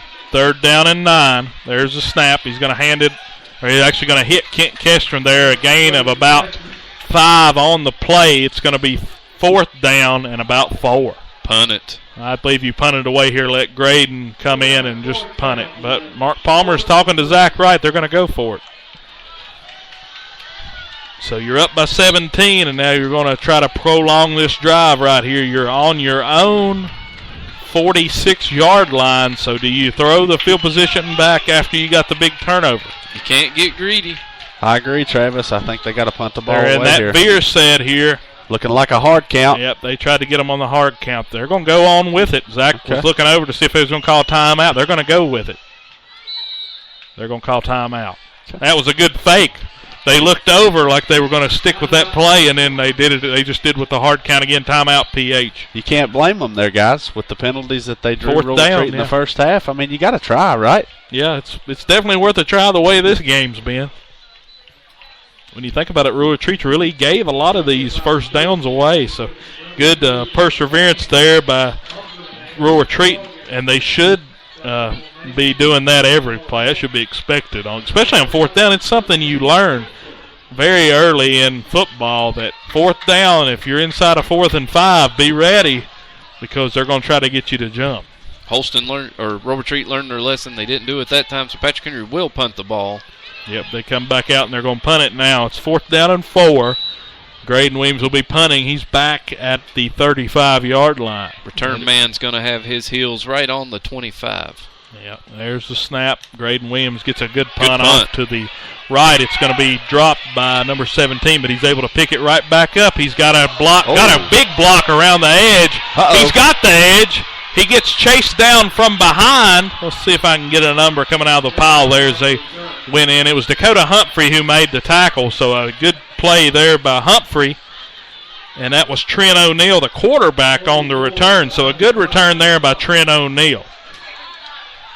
I'm kind of surprised that Patrick Henry didn't take a delay of game there when they punted instead of using possibly a valuable timeout that they may need here, guys. That's true. Sometimes you see a lot of teams do that. Just go ahead and take the delay of game. Worst comes to worst, or your team jumps, false starts. You see that a lot of times whenever you try to get them on those quick counts. But you can tell PH has worked a lot on their offense from whenever we were here. We were up here by ourselves. I was up here by myself last time we was here. Now I've got 2 extra guys, so definitely a big difference. There's a snap. O'Neal is able to, incomplete. He was rolling out trying to find Stone Mullins, and he was incomplete, thrown at his feet. Just a very rushed pass attempt there as the Rebel pass rush was in the backfield. I don't think even if he had completed that little screen pass, it was going to go very far. Andy Cuddy was right there to wrap up. If the pass was completed, it wasn't going to pick up many yards. So good job by the Rebel defense again. Yeah, 2nd down and 10 here after the incompletion. They're on their own 41-yard line. Rural Retreat setting up in that veer. There's a snap. Handoff to Mullins. He gets about 2. It's going to be 3rd down and 8. Rebel defense holding up so far. Forcing turnovers, stopping the run short, doing a good job. We wondered how good the Patrick Henry defense was. They pitched that shutout a few weeks ago, but then they gave up big points last week against John Battle. Right now, they're looking pretty good. And we talked to Coach Palmer on their sports talk show earlier, and he wasn't going to change anything on the defense. He said he didn't know if you'd be able to stop these guys, but you could definitely slow them down, and we're seeing that tonight. There's the veer. There's the snap. Stone Mullins on the carry. He's got a little bit of running room. He's got a 1st down as he got about 8 on the carry. Looks like enough for the 1st. Yep, good carry there by Stone Mullins. Yep, 1st down, Rural Retreat. So Stone Mullins storms forward for about 8. And it's going to be 1st and 10 as they drive past the 50 now. They're on the 47-yard line. So that veer is working out pretty well for them so far on this sequence. There's a snap. Handoff to Ryan. Ryan's got the gap. He needs a block. He doesn't get it. He's got the 1st down. Tackle made by Caleb Boyd out there on the outside. He was able to get to the 2nd level. Ryan was, but he was taken down, of course, by Caleb Boyd after a gain of about 12 on the play. 1st down, Rural Retreat from the 35-yard line. So they're definitely driving here. This is big. Rural Retreat's trailing Patrick Henry 31-14 with 4 minutes and 55 seconds and counting here in the 3rd quarter. They're in the veer. There's a snap, fake handoff. It's going to be a QB option. They went to the read man. They were trying to guard the pitch man, and Trent O'Neill was able to storm forward for a few more yards. He's close to the 6 for a 1st down. We'll see what they mark it. It's going to be about 2 yards short. It's going to be 2nd down and 8, or 2nd down and 2. Pretty good play call by Rural Retreat right there. Kept the Patrick Henry defense crossed up. Didn't know exactly which man they were to 9-yard gain. I'll give him big gain by Rural Retreat. I'll give him another yard there. It's awful close. 2nd down and 1. There's the snap. Handoff again to that'll get Ryan. The 1st down. So a good gain there. Gets them inside the 25. He's brought down at the 23-yard line. So Rural Retreat really has gotten back to this old school veer. And that's pretty exciting to see the veer back. I think it'll be a fun game to see the single and double wing there that Northwood runs against this veer. I think that'd be a fun game to see. Be an underrated game. There's the snap, handoff to Ryan. He's inside for about 2. Clock rolls down to about 3:39 remaining in the third quarter. Rural Retreat's going to pick up 2 yards on that play, bring up second down. Yeah, about 3 on the play. Second down and 7. So 31-14, Rebels ahead here. So definitely a surprise to see the margin of the game up to this big of a deficit for Rural Retreat. But they are driving. They're down inside or almost inside the red zone. Second down and 7, snap. It's going to be a good tackle there by, let me get the number there. No gain on that play there. That was Johnny Reichler on the tackle. So it's a good play there. Third down and 7 now. He made him right at the line of scrimmage for a gain of 0. So good play there by Patrick Henry, and that's going to bring up a pivotal third down here. Third down and long.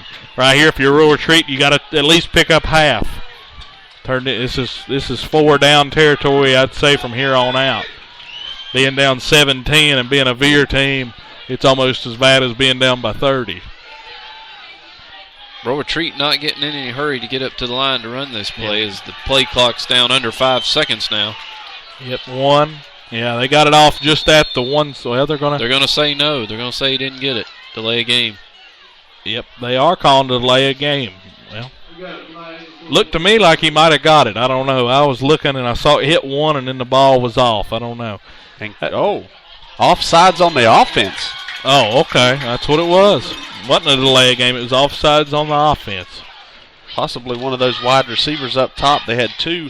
I think one was lined up offsides there, guys. So, boy, does that change things. From a third down and 7, now you've got a third and 13. 31-14, they're trailing, too, and it's 2:09 to go until the start of the fourth quarter. So this is big here to try to at least cut into this Patrick Henry lead.